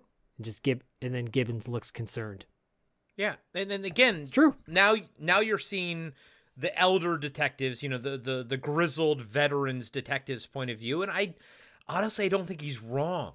I do think the newspapers would make heroes out of them, and yeah, I think you would get one of these a week until somebody kills an innocent, probably black person. You know what I mean? Yeah, like kills an innocent kid. Well, this is, it glorifies these dudes, and well.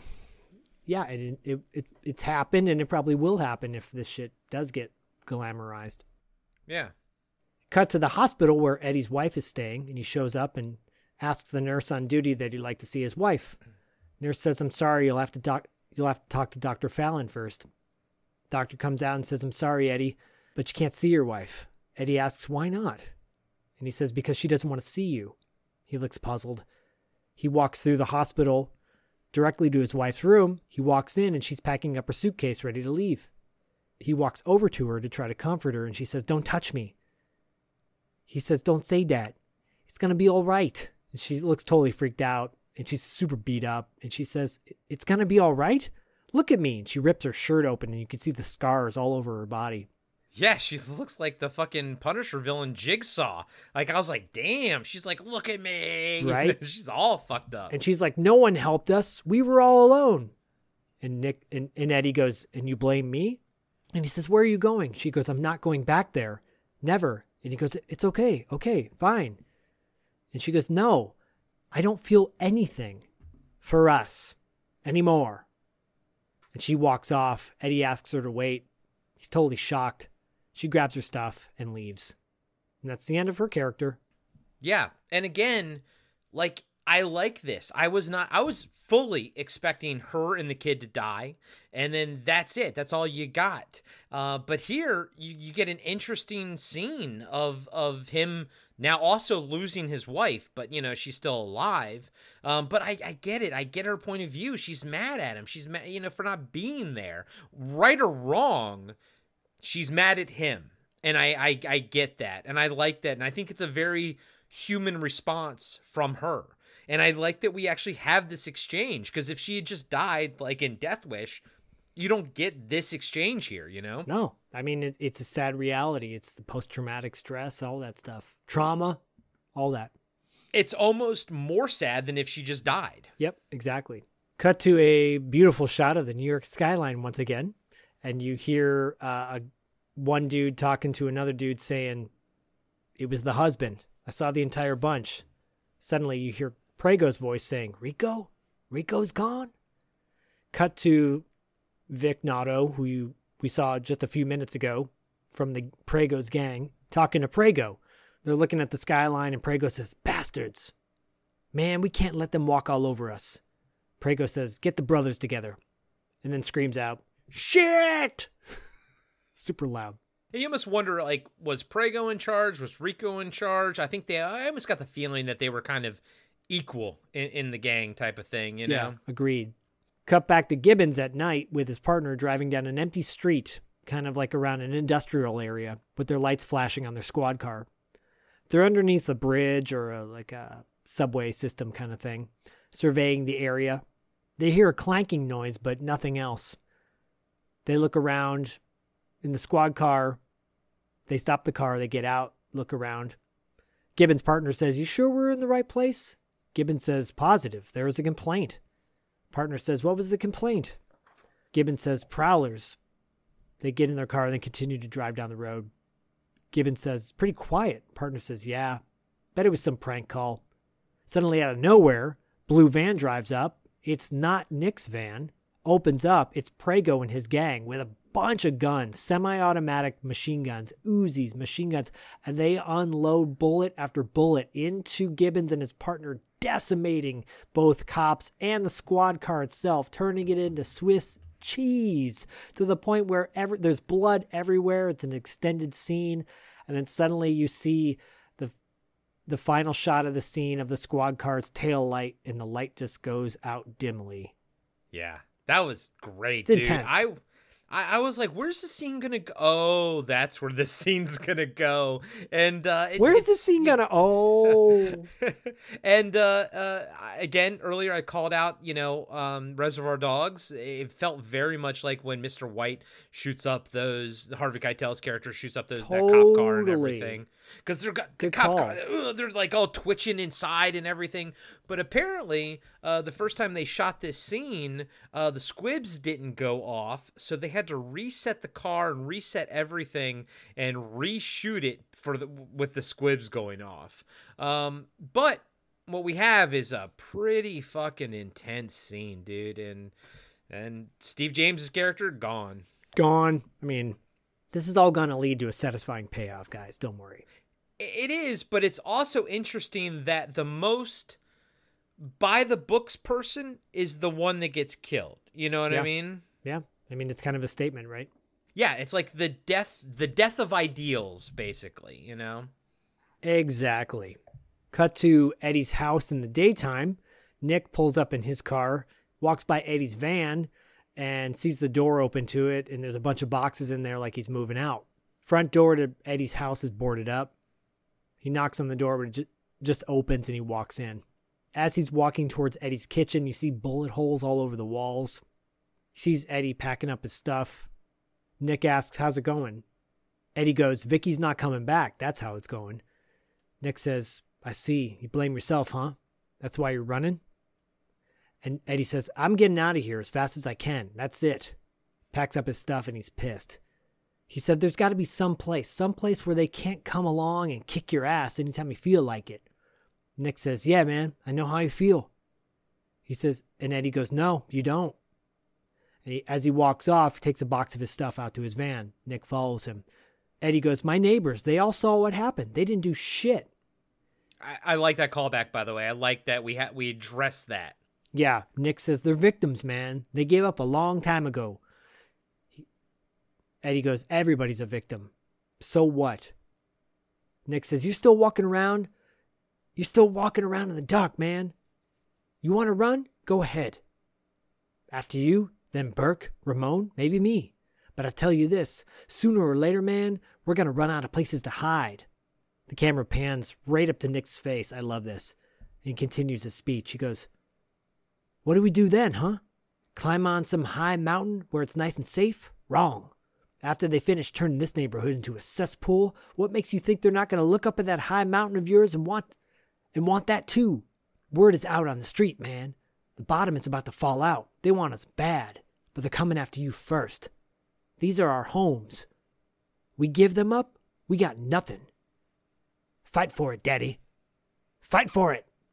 Fight for it. And this is interesting because, yeah, now that, Eddie doesn't technically have a wife or kid anymore, you have to sort of fight for your home. And that's, that thing. But, this is basically the end of Nick. Like, you don't see him anymore after this. But, yeah, but I like it that he ends on such a cool moment. And you're right. The camera starts, just does one of those subtle dollies on him while he's talking. Good. It's so good. It's a great emphasis. I love it. And, at this point, we only have 15 minutes left in the movie. Yeah. Yeah, it goes by super fast. So now it's just Eddie. He's driving down the street in his rundown van, gets to a crossing, and two guys walk out in the middle of the crossing and yell at him. They go, Eddie almost hits them, and they yell at him and go, hey, man, what's wrong with you? And you realize that it's Prego and one of his dudes. Prego doesn't recognize Eddie, but Eddie recognizes Prego. Yep. Prego and his gang member go in different directions, and Eddie starts to follow Prego. While Prego's walking down the street, Eddie's van gets super close to Prego and pulls up right next to him. Prego looks in the window of the passenger side at Eddie. Prego walks up to the van and says, you got a problem, chump? Eddie stops the van. Prego realizes who it is, and he runs off. Yeah, it's a good scene. It's you see it on Prego's face, there's a moment where it kind of washes over him. And then Eddie tries to get out of his passenger side door, but it won't open. So it sounds like, come on, Eddie. And it makes sense. Eddie's probably nervous as hell and running on adrenaline. So he's jerking the passenger door, can't get it open. So he goes over to the driver's side to get out and starts running after Prego. Yeah, he leaves his driver's side door open, probably the car running too. That's all his Eddie's shit's going to be gone, going to be stolen. Yeah, probably doesn't matter at this point, right? He doesn't care. He runs after Eddie. I wouldn't care, bro. No. I would fucking be chasing that dude down. No. Eddie runs after Prego, but he kind of loses sight of Prego.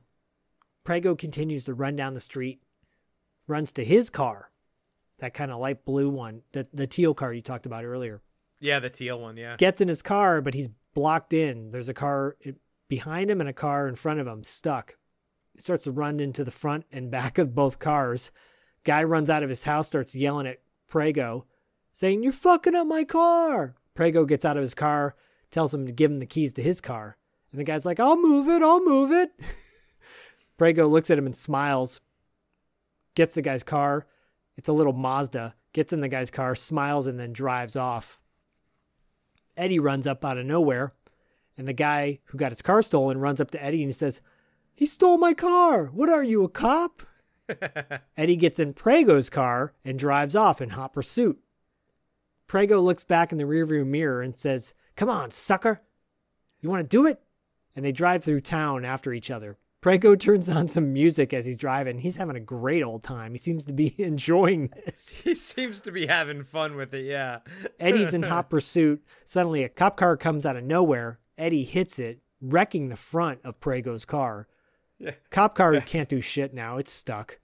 Yeah, my note was, cops suck. Get out of here. Cops suck, and Eddie continues to drive after Prego.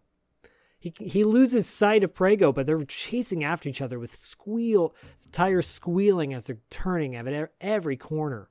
Yeah, this is a really good fucking chase. And again, I don't know what kind of car, it's like a Plymouth or something, but it's definitely like a muscle car, the one that Prego's car now that Eddie's driving it. But it's awesome. It's a good chase stuff. And this is why it almost feels more Mad Max than it does Death Wish, with the wife still living, but yet they're still not together. But and then this car chase here, I feel like this is more influenced by Mad Max than it is by Death Wish. Yeah, and Mad Max is a futuristic revenge movie. Yeah, basically. So, yeah. Prego's driving down the road away from Eddie and is suddenly driving underneath a bridge. And out of nowhere, a car pulls out into the street and Prego crashes his car right into it. Yeah, and did you notice that yes, the stunt driver is a white guy? Driving Prego's car is a white guy with gray hair. Yeah, it's hilarious. I mean, these are those moments in movies, the 70s and early 80s movies where the stunt guy was so obvious. They made fun of it and I'm going to get you, sucker. It's like, oh, maybe we should cover that up. They make fun of it in Spaceballs. Yeah, even better, too. It's hilarious. So now Prego's car is wrecked. He can't go anywhere with it. He yells, "Son of a bitch!" Suddenly, Eddie comes out of nowhere in his car. Prego runs off into a construction site, like a gravel and dirt company. The old climax taking place at the construction site. It's every 70s or 80s movie. Yes, cliche, but this is kind of in a good way. Oh, yeah, no beef with it whatsoever. No. Eddie's in hot pursuit of Prego as Prego's running up a mound of dirt. And Eddie drives up the mound of dirt after Prego. Prego runs up the steps of a gravel sifting machine. Eddie gets out of his car and chases after him in hot pursuit. Prego and Eddie both get up to the top of the, 30, 40 foot high sifting machine. Prego sees Eddie and says, "Come on, come on." And Eddie says, "I'll kill you." He grabs Prego and rushes him to the edge of the sifting machine railing. Puts Prego on top of the railing, almost like he's sitting on top of it. And Eddie yells at him, "You killed my son!" And Prego says... Prego says, "Fuck him." It's like, holy shit. I was like, cold-blooded. It was cold as ice. "Go ahead, man. Go ahead. This don't mean shit to me." Eddie says, "It does to me." And he throws Prego off the platform. As Prego falls back off the platform, you can see Eddie looking down on him. Cuts to Prego on the ground with his brains smashed and spilled out of his head. It's an amazing death scene.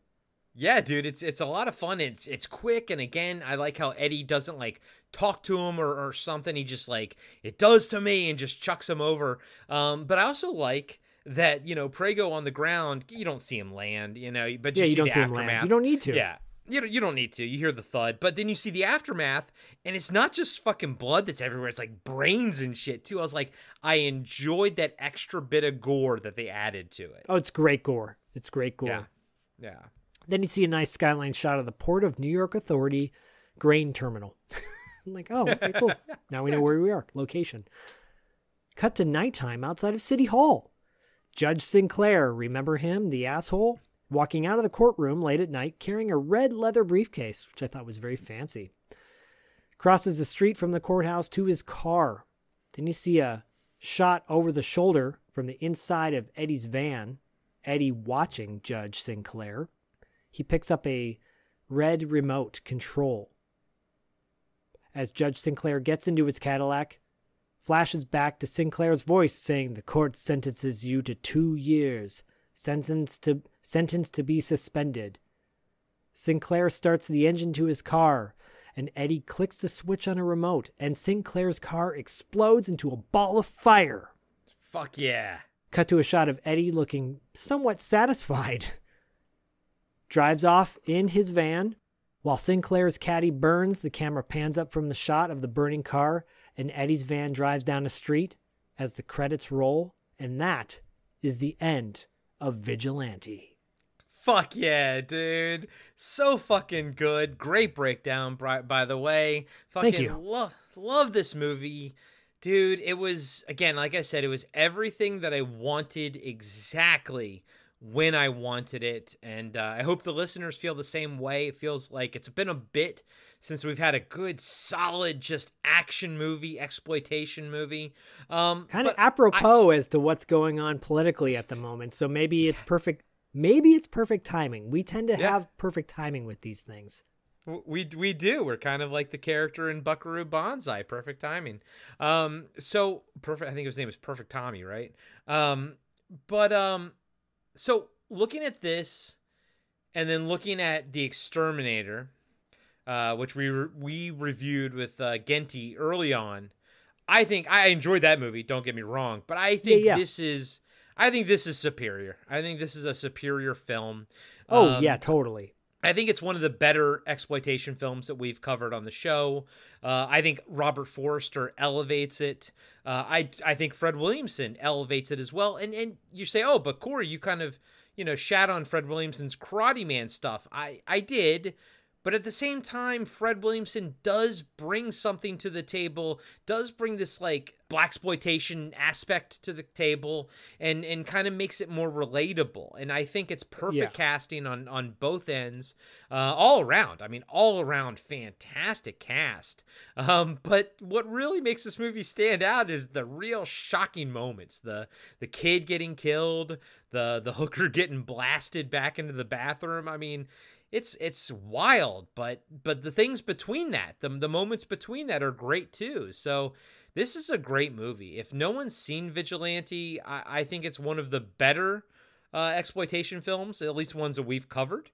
And if you like what you heard, I highly recommend checking it out. I hope you do, and I hope you watched it before listening to this. But this movie was fucking awesome. And Luke's going to be coming up in May to visit me. He hasn't seen this yet, but he's a big Robert Forster fan. So I told him we're going to watch this as soon as he fucking gets up here, and I think he's going to fucking love it, man. Yeah. This is one of the like I said at the opening to this episode, this is my favorite exploitation movie of all the times, and I think you guys can all see why. It's got enough elements to elevate it into that grindhouse, stature, but also it's rooted in kind of a gritty drama. And so it's got I love my exploitation films, but I also like them when they're not toned down, but just have some humanistic elements. And this film definitely does. And it doesn't feel like it ever drags. It moves at a really nice pace. So I'm glad we could break it down. I'm glad I finally brought it to pad. And, spoiler alert, this is the beginning of a few more opportunities of me bringing movies to the table that I've talked about on the show before that I'm like, it's time to pull the trigger on these, literally and figuratively. As we're moving into our fourth year in a few months, it'll be our 4-year anniversary. So yeah, it's nice tackling some of these. We finally got to tackle Children Shouldn't Play with Dead Things. That's something you've been talking about since the beginning. But you brought Class of 1984 early on. You brought Exterminator early on. You brought Tough Turf early on. These are all sort of different genres, but all have their toes in the exploitation area and everything. And so I see that this is something that you like. I thought this was awesome. I truly can't sing its praises highly enough. And that's even with the silly stuff that I called out, the very few things that were silly. And if anything, those silly things make it stand the test of time. If you didn't have Fred Williamson's, Karate Man stances and stuff, it would probably just fallen into normalness. He kind of brings this extra. He makes it a little bit extra, and I like that, and I gotta fucking appreciate that. Well, you gotta call out movies warts and all. And case in point, on $2 late fee this month, we are covering the movie Thrashin', and the skateboard movie with Josh Brolin and Robert Russler. And Robert Russler, yeah, who's our upcoming guest on the show as well. And I've never even seen that movie, and I knew who was in it. Yeah, it's the Ramp Locals versus the Daggers. And, we talk about both sides of the spectrum, the things that work and the things that are cheesy or outdated. So you got to call it all out. It doesn't take away the love you have for the movie.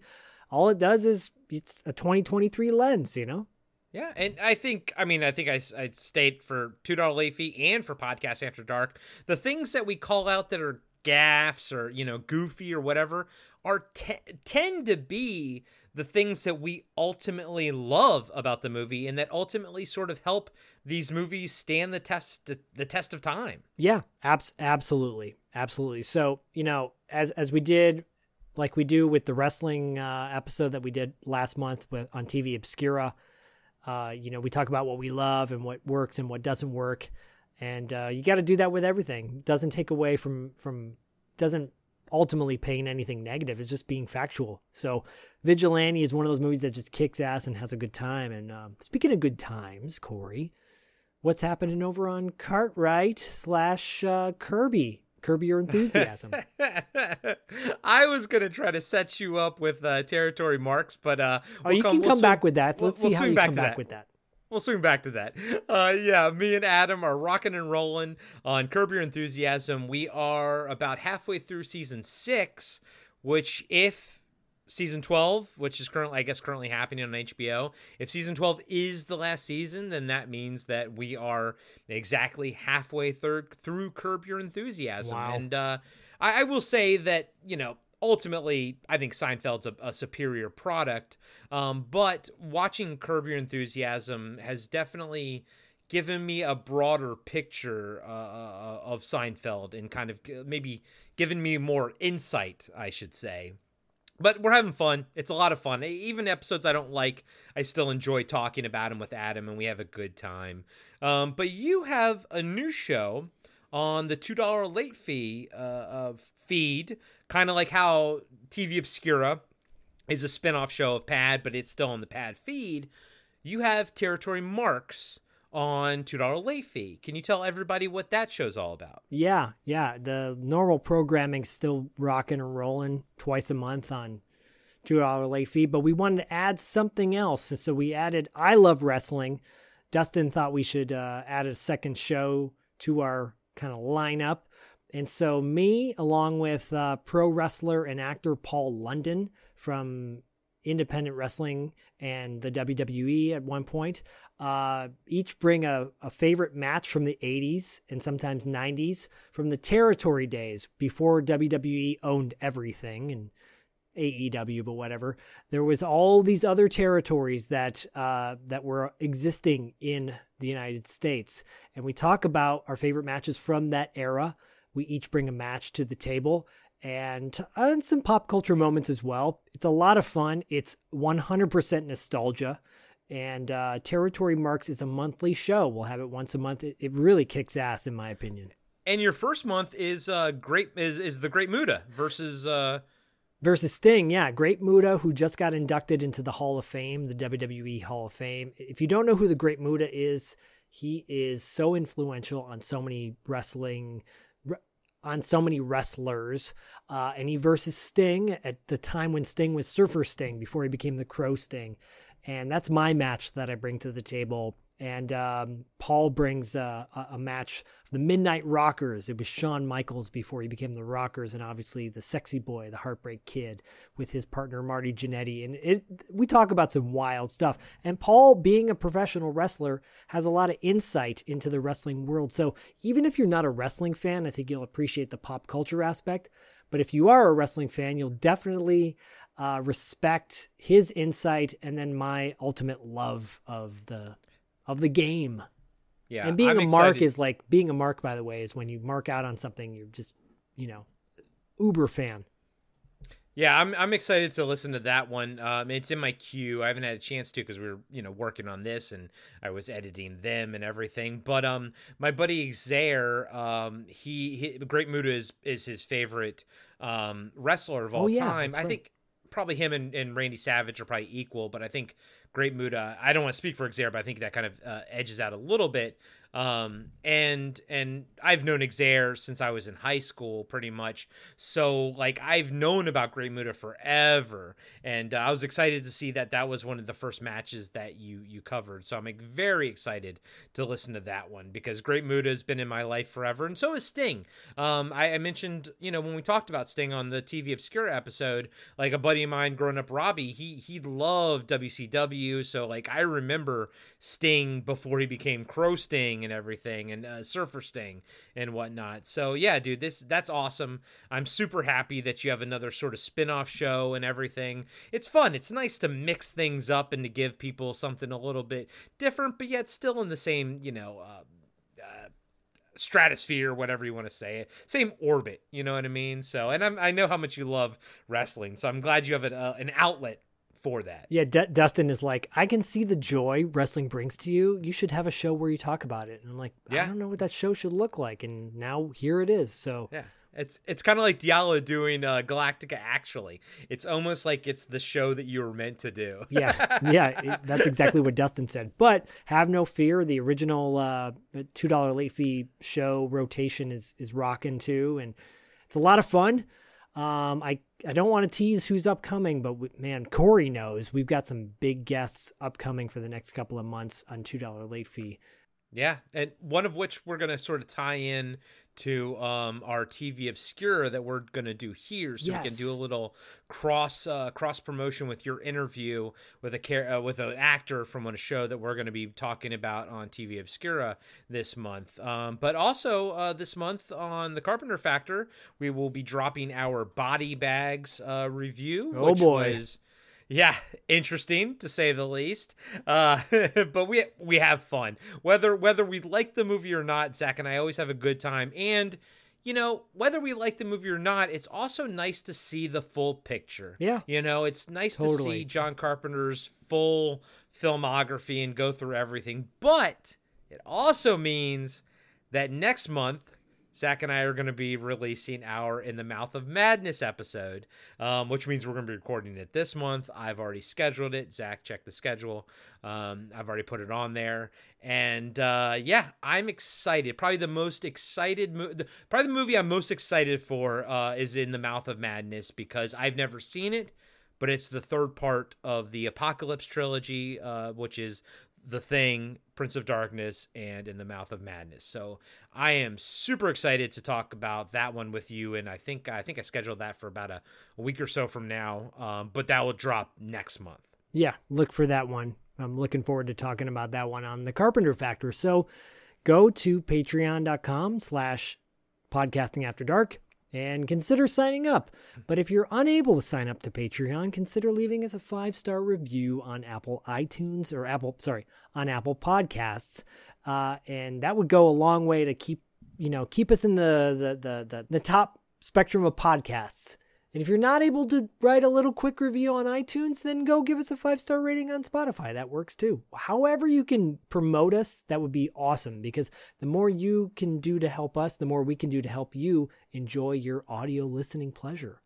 That's right. And the same thing goes for $2 late fee. Please leave them a 5-star review on Apple Podcasts or Spotify as well. And as always, we'll catch you on the dark side, eh?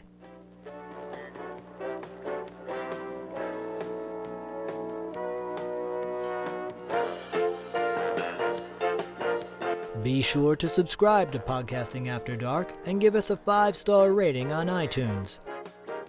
Support Podcasting After Dark on Patreon. Follow us on Instagram and Facebook at Podcasting After Dark.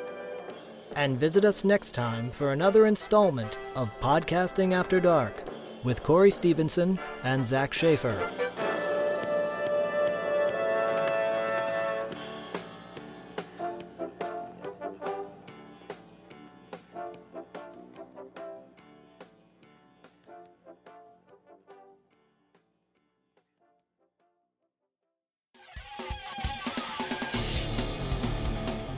Have you been wondering where's the beef?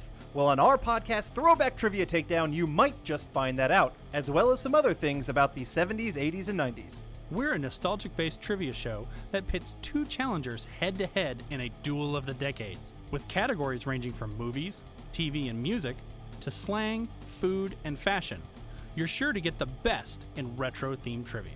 So strap on your jelly shoes, grab a Surge, and walk like an Egyptian to your favorite podcast app and check out Throwback Trivia Takedown.